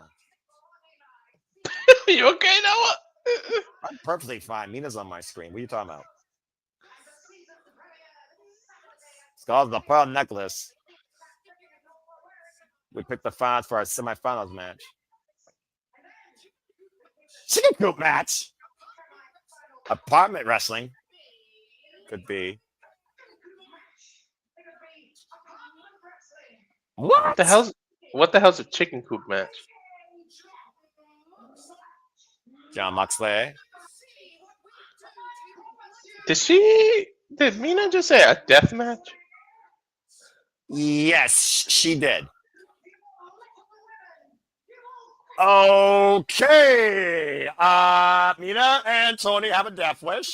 So I don't know if I want them to win. Either way, this Saturday, the winner of this four-way will determine the stipulation for the semifinals match. And the semifinals are set now, Walter. It's Sisters of Sin versus Willow Nightingale and Harley Cameron. And Tony Storm and Mina Shirakawa taking on Megan Bane and Marina Shafir. One of these four teams will be our first AEW Women's Tag Team Champions. Wow.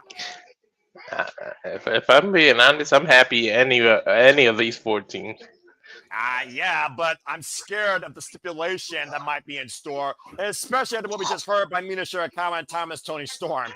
Against Megan Bane and Marina Shafir of all people. Yeesh. As respectfully as I can say it, them bitches crazy.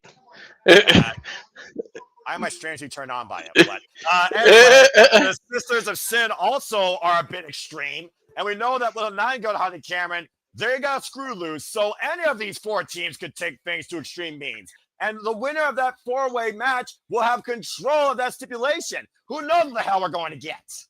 I want to know what the hell a chicken coop match is. Chicken coop match?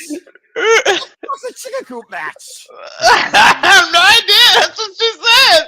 I don't want to know what that is. That just sounds like we're just hatching madness. Don't have that apartment match anywhere near Hangman. He might burn it. And I think Mina said the last one was a frying pan death match, whatever that means. Meanwhile, Chris Statler is going to be the death of the CEO's chance of becoming AEW Women's World Champion this Saturday when the AEW title is on the line as Stat Daddy defends against the CEO. Oh my God. The CEO is going to add another goddamn title. Focus on to the next thing on. Reminder we already have. Carelessness, focus, really Chris Statler baptized by her own dubious memes, her own doubt, her own newfound confidence. Stat is focused. Stat is ready. Stat is where it's at. I can't wait till Stat to fucking put Mercedes in their goddamn place. Me neither, Walter. Me neither. I got another commercial break. Fuck television. Just again, Mina. Yay, Mina. Mina, you're strange, and I love you for it. Anyway. Mina wants she got a death wish, bro. Mina is the most fragile rose with the most precious and dangerous of thorns. That's the best way I could put it. And I love her for it. That being said, and I will rant something. I know she's winning tonight. I expect that. She better not fucking beat Scatlander. I will rage beyond fucking belief. You thought it Walter, was something when Walter. Lola lost? All right, Walter. Walter, Walter, look at me. This is your best. This is your best friend, the Sibla Studios fan. This is Sip and Noah Foster. Look at me, bro. Look at me. Look at me like a Brady Bunch family frame. We're gonna talk about this tomorrow night at Snippet, and I will eloquently, simply put, open with a statement of my thoughts on the outcomes on both sides. Because as an unbiased play-by-play commentator, I have to be integral in the outlook of champion and challenger. But if you really want to hear what I think about Mercedes Monet and roast her worse than John Oliver, stay tuned for Cindy Benetti tomorrow night at 10:30 when I roast that bitch worse than Kim Kardashian's ass on a TMZ thing. That being said, moving on. Moving on from there, I lost my train of thought between Nina, and Monet. What were we talking about? Oh yeah, women in wrestling. AEW Women's Division far better than WWE's. Moving on.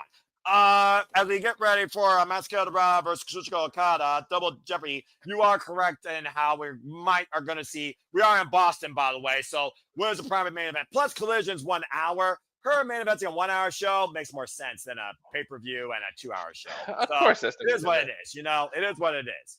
But Charles, what are you implying? What are you implying, manhole guy? Go fall down a hole. Shut your face. All right. Go fall down the New York sewer. Note to self: build a plug graphic tomorrow night with that same graphic. Anyway, again, hope everyone's enjoying our coverage so far and tuning in to the watch along and the humor and the honest commentary. We keep it real here. If y'all been not noticing me in the Q review, I don't pull no punches. I don't take anyone's shit. I don't agree with everybody like a parrot. I say what's on my mind, and you all just deal with it. It's as simple as that. So, again, I hope that you are enjoying, again, the fun that we have as wrestling fans, bringing it as real as possible, not paid, not scripted, and kayfabe be damned. As we do with all the biggest shows and previews across all things, right? Please like, comment, and tell a friend. Again, want to take the conversation, super chat, pay that patch. It's as simple as that. As you all make it possible for the patch to continue and pursue. Anyway, Sandy here saying, all honesty, Mercedes has enough titles. Should have stopped at 10. She's going to 13 or even 15. Not going to even have enough energy to celebrate Thanksgiving or Christmas. By the time Christmas comes around, she might have 25, honestly, God.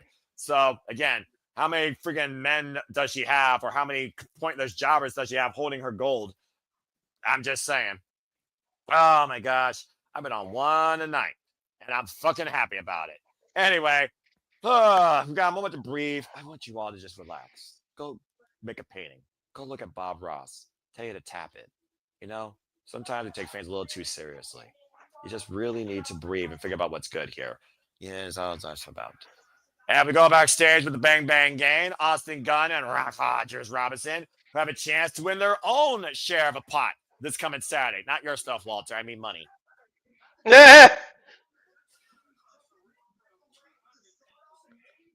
$200,000 tailgate brawl four-way, Bang Bang Gang, Outrunners, the Acclaimed, you heard me right, the Unacclaimed, and Big Bill and Brian Keefe. It's a lot of moolah. I could do a lot with $200,000, I'll tell you that much, bro. I could too. About to say, I don't know, by the way, if we're covering the tailgate brawl, folks, or we're just going to preview Full Gear. Stay tuned, because as you know, if you're on YouTube, you're listening to a talk show. If you're on TNT or HBO Max, you're watching wrestling. So I have no idea, Walter, what we're doing Saturday, bro. I have no idea. I will just play it all by ear. At least it's free. Juice Robinson really fired up here. He wants to bring home $200,000 to time this Tony Storm. Oh, my goodness. The things that Tony and Mina could do with that money. I don't think that's a good idea. I don't want them to win now. I don't want them to win. Anyway, let's go ahead and get ready for this double Jeopardy match. This should be fun, Walter. Beach. I don't know. Tony might want Mina to fight in a bisexual bedroom brawl, knowing her. I don't know. I just made that up. What the fuck, Walter? What the hell? Wow. That is one of the damnedest match simulation wet dream fantasy ideas I've ever heard in my life. Now, meanwhile, the match. Oh my gosh, I don't even know if I should talk anymore. Good night, everybody. I wouldn't Wow. put it past Tony. I mean, to come Holy up with some shit hell. like that. Ah, I- oh man. Someone clip that. Anyway, I'm trying to get back. I'm trying to do my job here. I'm sorry. Kazuchika Okada with an undefeated singles record of 15-0 this year alone in AEW. Reigning defending AEW Continental Champion, Continental Classic Champion, and inaugural AEW Unified Champion, and member of the Don Callis family. Looking to bring more gold potentially to the family, where again, if Okada wins, the Don Callis family will get a shot at the CMLL World Trios Championships. Oh my gosh. As if this family needs any more gold. And of course, Kazuchika Okada is no stranger to holding singles gold or trios gold, formerly part of six-man number openweight champions alongside Hiroshi Tanahashi and Tomoyoshi Ii. Again, Tomoyoshi Ii get well soon from your injury as well. And they got Kojima-gun in the World Tag League versus Tomohiro Ishii and Taiji together. And again, Walter, Mascara Dorada impressed the hell out of you out in that triple threat match. One point, you thought he was going to win the damn Unified Championship. Mm-hmm. I'm Yeah, just Don fantasy Callis booking is in on my the head. fucking- I'm sorry. I wish companies and rivalries weren't a thing. Cause you imagine if Okada fought Gunther. Stop it. Stop it. Just you stop it. I am trying to stay on the air with a voice. Another accountable tie-up here by Mascara Dorada and Okada. And Mascara Dorada, of course, CMLL World Trios champions. And of course, the Unified Championship was created at AEW All in Texas, where Okada and Omega fight each other one-on-one to unify the Continental and International Championships. And of course, Kazuchika has been Continental Champion since beating Eddie Kingston for that title in the Coca-Cola Coliseum in 2023 of March. And the Continental Classic will return next week. While there will be coming Dynamite Thanksgiving Eve, of course, as is annual tradition. Next week, here at the Sit Level Studios, folks. And of course, Okada is the reigning and defending Continental Classic champion, winning last year's tournament. Plumbing shot there. And of course, winning the Continental Championship.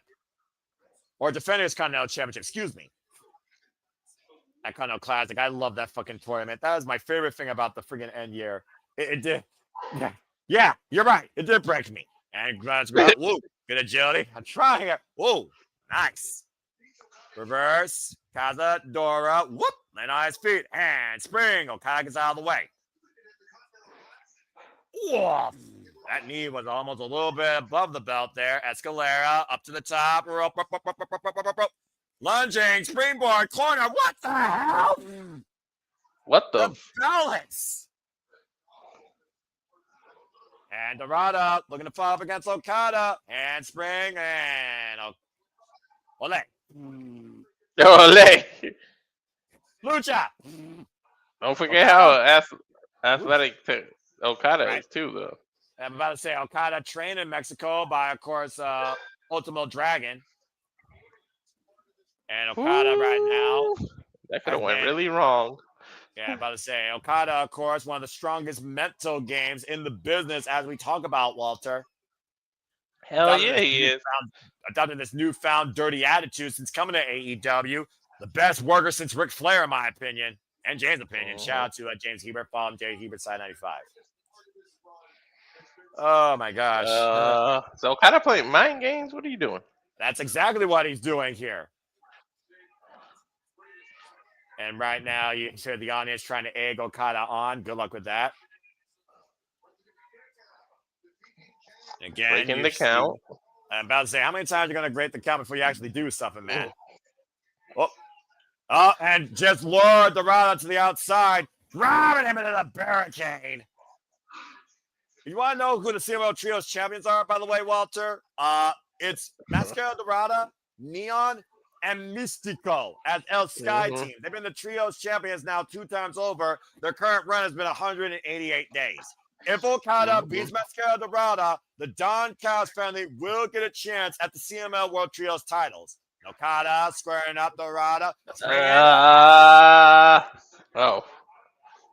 Takes down Okada with the corkscrew arm drag. And now Okay. Mascara Dorada picking up speed once again with a dope suicida. That took Okada out. And no kidding, Mascara Dorada involved in some of the best matches this year, including against Bandito for the Ring of Honor World Championship, not once but twice in Arena, Mexico. Former world historic welterweight champion. Take a look at the replay here, Walter. The distance. Woo! Turn Okada up and over on his damn head. Bro, he almost reached like the end of the walkway. And Mascara Dorada again ascending the ropes out of the corner. Whoop, Okada gets out of the way. And Dorada up and over. Ends on the corner. Okada literally just slid right under. That emphatic drop kick dropping Mascara Dorada to the floor. Okada and Randy Orton, the two best drop kicks ever. The most beautiful looking drop kicks. Yeah, exactly. As Mascara Dorada might become Okada's bitch, stay tuned. We'll find out this commercial break. Fuck television. Beach. Oh, my gosh. I'm so freaking hell. Wow, Walter. That is one of the best moments you've ever had in commentary history, I swear. That fucking broke me. Damn. I wouldn't put it past Tony to come up with that. I should tweet at her. No, please God, no. I don't need to see Mina, my gem, lovely Mina, in something like that. Okay? My gosh. Look, Mina Chirikawa and the Glamour Army might have showered naked together, but they never wrestled to a degree of extreme beyond that. All right? Just saying. Oh my gosh, I just got a vision. Nothing. Anyway, Kazuchika Okada. I'm getting fucking broke here in more ways than one tonight. What the fuck's happening? The Kazuchika Okada has been the AEW Unified Champion now for 131 days. Of course, his last defense was against Bandito in what was the Double Jeopardy-based match, of course. And, of course, Okada beat Bandito. He's already defended that title now 4 times against Kenobi the Casco, Mascara Dorada, Michael Oku, and Swerve Strickland. He's actually technically been, oh my gosh, AEW Continental Champion now for 610 days. This nonstop run, as I alluded to, since 2024 of freaking March. Excuse me. As we're back here, Boston, Massachusetts, again, it's Arena. Double Jeopardy match, Mascara Dorada and Kazuchika Okada. Off. Big elbow shot. And drops the boot. Nice Enziguri. Dorada landing that Enziguri, rocking Okada. Okada staggered to one knee on the apron. Now Mascara Dorada up to the top rope. What the hell is this? And oh God, oh my Lord. Oh my. That was nasty. Straight up. Typically very balanced on the ropes for the apron DDT. That could have gotten a whole lot worse for both men in that situation. And now, Kazadora, Okada, Mascara Dorada, though. What the hell is Mascara? And monkey flip! Wow. The Mascara, you still see him staggered on his balance, though, Walter. Off the ropes. Spring up the second. Okada was looking for Mascara. Mascara, though, taking Okada up and over. Okada sent to the outside. Both these men have been taken out of the wheelhouse here. Mascara Dorada once again trying to pick up speed. Looking to fly. Tornado on the outside. Beautiful tornado over the top. Shout out to the person with the Penta shirt, as AEW welcomes all wrestlers and all fans, unlike some companies. I didn't say anything. Mascara Dorada. Stop moving on until nice. And right now, Okada. Mascara needs to get Okada back inside the ring. Hard Irish whip into the barricade. And Mascara, crane distance, up and over. Whoa! Okada blocking the cutter. Mascara, though, from the outside, back in over the barricade with the Hurricane Rana. Walter, you seem dumbfounded. Are you all right? Yeah, I'm all right. I'm still thinking about that match. Stop it. You stop it. That's bad, Walter. You stop it. And Mascara Dorada, oh my gosh, my brain's been broken by Mina Shirakawa and Walter for that matter, and the visions in my head right now that are absolutely non-Superman appropriate. Mm-mm-mm. And Mascara Dorada right now up to the top rope. Looking down on Okada. Could he punch his ticket to the shot at the AW Unified title? Whoa, 450 crash. Disastrous landing. I think he landed all hard on his right shoulder there. And up and over. Okada. Uh-oh. Now finds his footing. Hooks Mascara's head for the neck breaker over the leg. Oof. Holy smokes. The definition of high risk by a luchador. How many times does it work in your favor versus how many times it hurts you? Mm-hmm. Okada, the scoop slam. Uh-oh. And we all know what this says up for. Traditional Okada, heel or face. Okada. Wait, he didn't do the fuck you thing. No, he first dropped the elbow for the heart. And now, to your point, the cameraman might get ready for the wide shot. Okada feeling it. Red. Fuck you. Freaky bastard. I love Okada. Uh-oh. Rip the arm. Wrist control. Rip. Back elbow stripe. A Mascara Dorada. Left elbow. Okada. The backslide. The roll through. Looking for the Rainmaker. Okada. Drop kick. Connects the Mascara Dorada. Dude, his drop kick be on the money. And wait a minute. Up and over on the shoulders. Out of the court. Oh, on the back door. The roll up. The cover too. Almost pinned him. Ooh, he could have really landed on his neck. He lucky he rotated. Yeah, he almost pinned Okada there, handing him his first singles loss, by the way, this year, might I add. Oh, Kaminguri. And right now, Okada up on the shoulders of Mascara Dorada. What the hell is this? Yeah, something like a... Oh! Drives down Okada by his arms into that neck breaker. Oh, you know what that's going to set up, though. Yeah, exactly. Mascara Dorada up in the high-risk district once again in the corner. 450 connects. Cover. Two. He has not done it yet. Dos. No. No, mi amigo. No. As you just got that. No the dice. Action, though, very high intense here. Cut it on the freaking knife. Ooh. Walter, make it official. We got AW Dynamite 34th Street and Christmas Collision December 20th and 21st. Oh, shit. Oh. And of course, folks, as is holiday tradition, we will cover those here at the Super Reliable Studios. Please stay tuned. And right now, again, Tulsa, Oklahoma will get AW Dynamite. Come back to Cleveland, Ohio, or Toledo, Ohio, please. Orlando, Florida will get it in January. Wow, they're already playing out the new year. And of course, right now, Mascara Dorada wants to give himself a holiday gift for the Unified Championship. Get a shot at it. Uh-oh. High risk is with both men on the top. What the fuck? Walk on to Ouch. God, that was a horrible power encounter. And wait a minute! Inside cradle! Small package! Kick out too. Favors there, strong kick! Did he play possum? I guess. Uh-oh. Okada hooking up Mascara Dorada. Falcon arrows! That was Raging Fire! Rainmaker! Cover! Two! Okada wins! Damn. After a Raging Fire and a Rainmaker. Takeshita's move before Okada's finisher. He's trying to say his is better. Bitch. And Don Kaz has a mic, which means he's going to speak. Someone cut his mic off, please.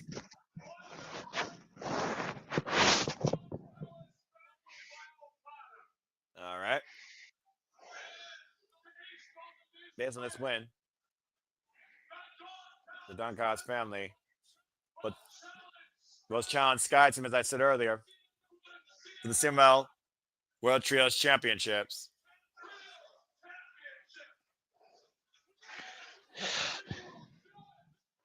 HSCRO's going to be in that match, I guess, right? And they will do it this Saturday at Tailgate Brawl. We just got another match made. Mm-hmm. This is the little also team with the Don Kaz family. apparently it's going to be the Rainmaker Tsuchika Okada. Hechicero, gotta be. Hechicero. And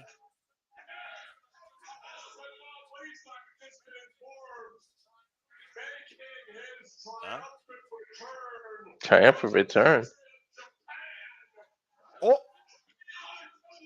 oh, oh. Konosuke Takasha. Look at the face Okada's making. Walter, do you want to call that match this Saturday before the pay-per-view? Might have to. Because I feel like Okada and Takeshita are going to further tease this family feud. And it is official. El Sky Team will take on the Don Callis family for the CMR World Trios Championships. Like I said, Don Callis does not care about anybody but himself and his own selfish agenda. Okada is sure as hell not in favor of this. Bro, that's a combustible element. And I'm all for it. The day that Okada and Takeshita drop Don Callis, I'm a happy, simple man. I'm also extremely happy that these 8 women showing me what a women's tag division is will fight for the chance to choose their semifinal match stipulation. Speaking of which, one of those teams right here, this is the Sin, Sky Blue, and Julia Hart. Eee. I like spooky bitches. Yeah, Renee looks like Freddy Krueger.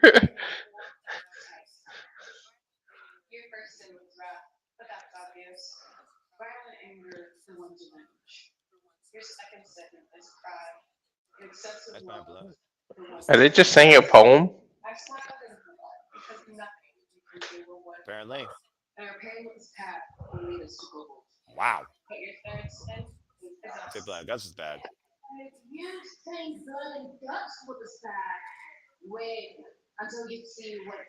Say twisted shit we're gonna come with when we win those titles. And you don't know how toxic we can get yet. Did I mention that I love this faction? And my final action to come forward. Meanwhile, stop where I'm fucking at! Chris Statlander in the building! The AEW Women's World Champion. I can't with this tag team. It's too much. God, I love women wrestling. And Chris Statlander, I love the fact she's AEW Women's World Champion, and she will defend that title full gear. But coming up next is our main event. Go to sleep. As Red Velvet goes one-on-one Mercedes Moné to unify the Ring of Honor Women's World Television Championship. After this commercial break, fuck television. My list keeps growing and growing, and your list keeps growing. I think this list you need to figure out a stopping point for, bro. I'm just saying. It's worse than Chris Jericho's. I'm about to say, yeah, your list again proves my point that you are definitely not a good influence on me right now when it comes to my favorite women's division as of late on the planet, not named Stardom. But anyway, as we get ready for our final match in this 3-hour insane special, go home. These Dynamites have been kicking ass on these go home shows. I swear. Shit, this hour passed quick. I'd say, I mean, when you only got freaking 3 matches and you give them a justifiable amount of time, you'd be surprised what the fuck happens, Walter. Anyway, folks, our main event up next, Red Velvet versus Mercedes Moné to unify the Ring of Honor Women's World Television Championship. Of course, Red Velvet's been Ring of Honor Women's World Television Champion for quite a long time since being legit Layla Hirsch and preventing her from earning it when it was vacated, of course, or when it was being first decided, I believe, in a tournament. But Red Velvet got injured. An impromptu champion, interim was, of course, crowned a fatal 4-way by Mina Shirakawa. Mina Shirakawa, of course, won that title, and Mercedes Moné took it from Mina Shirakawa at Wrestle Dream. And now we're going to unify the titles tonight for a true Ring of Honor Women's World Television Champion now that Red Velvet's no longer injured. I mean, that's what an interim championship should be. You end up we're fighting the real champ for an undisputed champ, but yeah, and this is her hometown. We can only hope Chris Statlander costs her because Mercedes Moné lacks focus. At the end of the day, Mercedes Moné lacks focus. Chris Statlander is 110% correct. You can have 250 different championships, but if none of them are ever the big one for the company, you are still second best. Period. Oh yeah, that's The right. hell with a PWI list. No, That's all that's I right. gotta That say the about that. title. That's right. That the title. Holy shit! Lost my train of thought. Never mind. What's his brain's gone blank? What's his brain's Uh, gone blank? Still thinking about that bisexual bedroom, bro. Walter! Fuck I, you, tweet, I man! tweeted it and tagged Tony and Mina. Oh, you sick fuck. Oh. Damn it, Walter, you freaking idiot. As we got a moment to breathe, everyone's enjoyed the commentary coverage, conversation, the reactions to AEW of Dynamite Collision. We're the best, the damnest, the sexiest, the bitchiest, the wildest fucking wrestle. Please like, subscribe, comment, tell a friend what to think to the conversation. Super chat, simple as that. Again, we'll be back tomorrow night with AEW Full Gear, Super Predicting 10:30 p.m. Eastern Standard Time. And then we'll be back here Saturday covering AEW Full Gear. Tailgate Brawl, and maybe a couple of people will do their own like pre-show, or we do a pre-show talk. I don't know. Stay tuned as we get ready for our main event here tonight on this Collision Dynamite Go Home special. Chris Statlander will be on commentary for this, the AEW Women's World Championship. Oh my gosh. I can't breathe. This has been so damn fun, so damn good, and then Walter brought into a whole different ecosystem of chaos where I'm like, fucker. This is what happens in impromptus. Yeah, a first ever impromptu. Do you guys want more impromptus?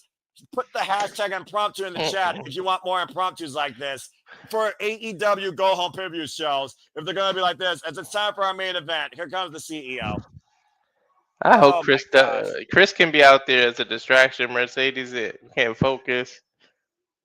There you see, of course, the voice of Ring of Honor, Bobby Cruz, and Mercedes Moné Championship portfolio held by a bunch of pointless men. Of course, She Red she Pro, visits SEMO, Women's World. Continue. she And visits every Chip and Dale in every state I and didn't know uses it to Chippendale. hold the belt. I didn't know Chippendales exist outside Las Vegas. I don't know if they do or not. Oh my god.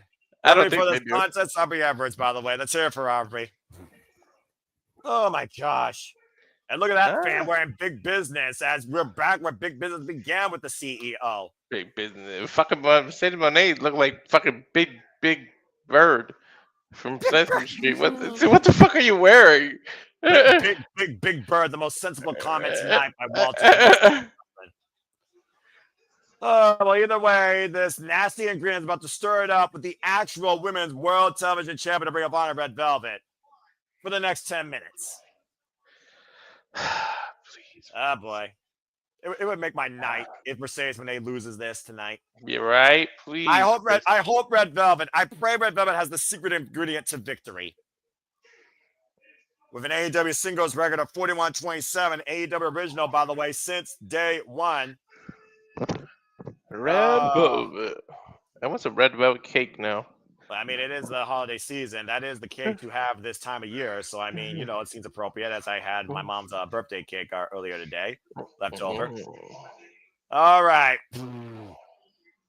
Come on, Red. Whoa. Mercedes, take note. That's how you dance. I'm not even going to justify that comment because I can't dance, but I will just say also accurate. Again, you see right now how fired up Red Velvet is. Tired of this prima donna bitch calling herself Ring of Honor Women's World Champion. Of course, Red Velvet coming back from injury, and we are in Boston, as many people pointed out. Mercedes Moné's hometown. Bell rings are underway, and Moné with a roll-up. It's a 1 count. Again, this Saturday, my main event, Mercedes Moné will lose to Chris Statlander for the AEW Women's World. Excuse me. Mercedes Moné will challenge Chris Statlander for the AEW Women's Championship. I'm a commentator. I'm integral. You gave your prediction away. Oh, no, I didn't. No, I didn't. I will talk more about that eloquently on freaking cover. Tomorrow? Yeah, simply predicting 10:30 minutes tomorrow. W Full Gear. Shut up, Walter. Kaza, Dora, counter. And the ripcord, the Irish whip, and Red Velvet off the ropes, swinging a miss.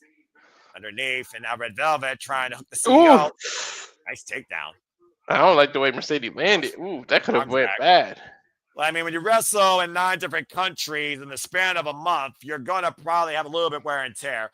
For all the crap we give Mercedes Moné, Walter, you and I have justified and admit it. Bell to bell, she's an incredible in-ring competitor. She's just a fucking cringe character. I never doubted her in-ring skills. I've always said it. It's just her. Oh, of course, winning House of Glory, another championship from Dania, from Manila, I believe. And of course, Chris Statler again, AEW Women's World Champion for the first time ever. First one to hold the AEW Women's World and TBS Champion, might I add, with 161 singles wins in her AEW career. That side thrust kick was nice. And of course, Red Velvet also born a bit in this business, stretching it out hard in the corner against Mercedes. Ooh, damn, flexibility.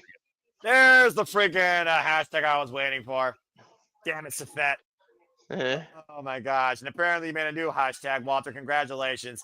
Drop kids hashtag Red Velvet. Freaking idiot. Sandy with the thought here. Monet ranked number 1. Storm number 2. I had no idea what Statler ended up, but I know it was outside the top 10 because behind the two was Saga Batani, who's number 1 in my opinion. I agree with that thought. I have the Meteora. I think she's talking about the magazine. Yeah, at 250. Yeah. I have no idea where she ended up either. But Chris Statler has been the most improved athlete this year, in my opinion. And you see Monet season the 2 of our Women's World Television Championships.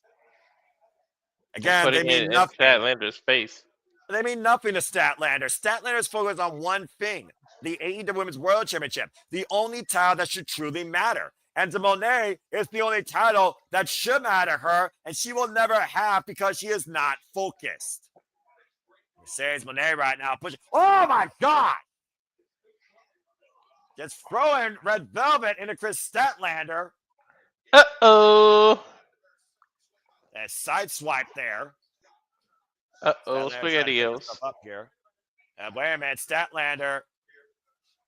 Again, Statlander, don't let her get to you. Hey, wait a minute, help me turn around. Monet just hit Red Velvet with the championship. Disqualify her. Now, wait a minute, don't underneath the schoolgirl. Roll up. God damn it. Ah, high kick. Did she really do the Eddie Guerrero to Mercedes? She's the half cover, too. My monitor went out. What the fuck happened? I saw Red Velvet down. She went for a schoolgirl.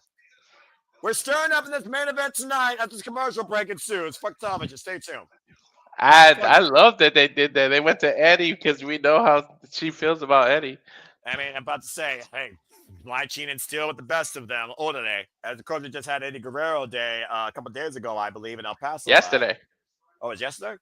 Okay. No, yesterday was the passing anniversary. I don't know about Eddie Guerrero Day. I'm pretty sure it was the 17th. So anyway. 17th? Yeah, you're right. 17th. I thought so. I was about to say, my monitor glitched for a moment, and I just saw Red Velvet down in the championship in Monet's hand. In my opinion, that would justify in a title for title situation, you disqualify the combatant and give the other the championships. But, you know, what do I know? By the way, Chris Statlander is where it's fucking at. She was ranked number 2 on PWI ratings in the past, apparently. But in a PWI ranking, I guess she was number 36, which is still a significant improvement versus last year's as I look up some of the statistics. Either way, Chris Statlander is the most improved, valuable, original player before Thomas Toy Storm exists in the AEW women's roster. And I stand by that. Anyway. Sorry, did I get a little hot there? I'm about to say, maybe I got a little bit hot there. Right. Justifiably so, in my opinion. Anyways, Chris Statlander, of course, former TBS champion. Mercedes Monet-has been TBS champion though since last year's Double or Nothing, though, Walter, and she's already defended that title 22 damn times. So, I mean, you know, I guess it's justified that she's been a commendable fighting champion. And for those that are wondering what Mercedes Monet's championship portfolio is actually filled with as far as company-recognized champions and extra access championships to the interim or self-made championships, she currently, oh my gosh, my brain. 4 or 5. You can't count the Owen Hart one. That's not a real title. I know. I'm talking about legitimate championships. She has 10 championships. AWS TBS Championship, Red Pro Undisputed British Women's Championship, EWA Women's Championship, CMLL World Women's Championship, Betsia Women's Championship, BTW Women's Championship, DW Women's Championship, Body Slam Women's Championship, WPW Women's Championship, and the APAC Women's Championship. So there you go.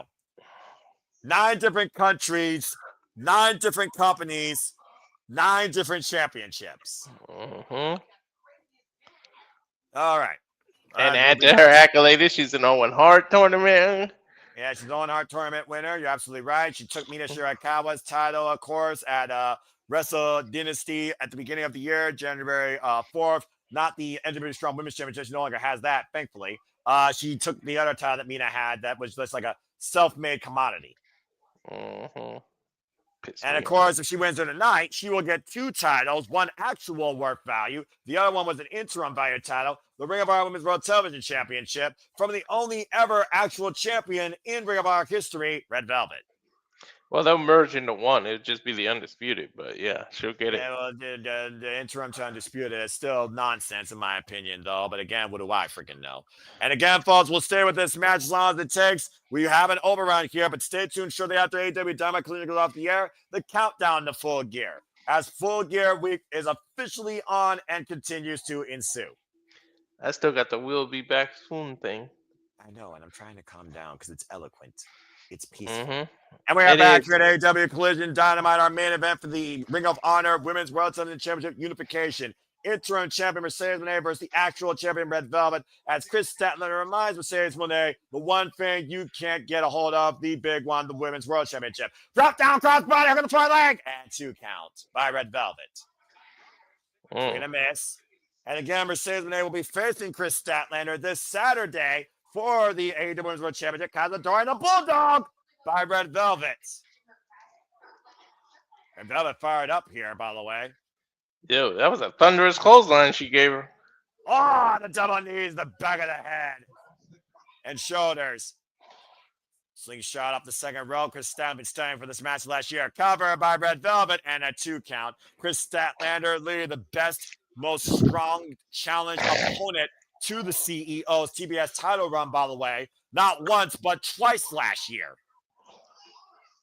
Go for the knockout punch. Saves Moné with the drop down, though, into the bank statement. Moné statement, whatever she calls it. Moné make. And Moné statement, you're right. And again, we talk about the injury. Wait a minute, she's covering her ref. Look.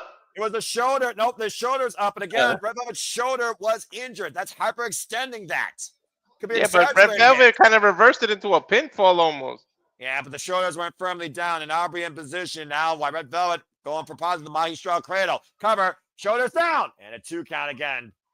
Moné, though, trying to hook Red Velvet up. Red Velvet trying to hyperextend the arm. Through the Katami. Brings free with the armbar. Oh, I thought she was going to go into a Kimura armbar breaker. Yeah, that's what she's trying to do. Yeah, key lock. That's a key lock. Yeah.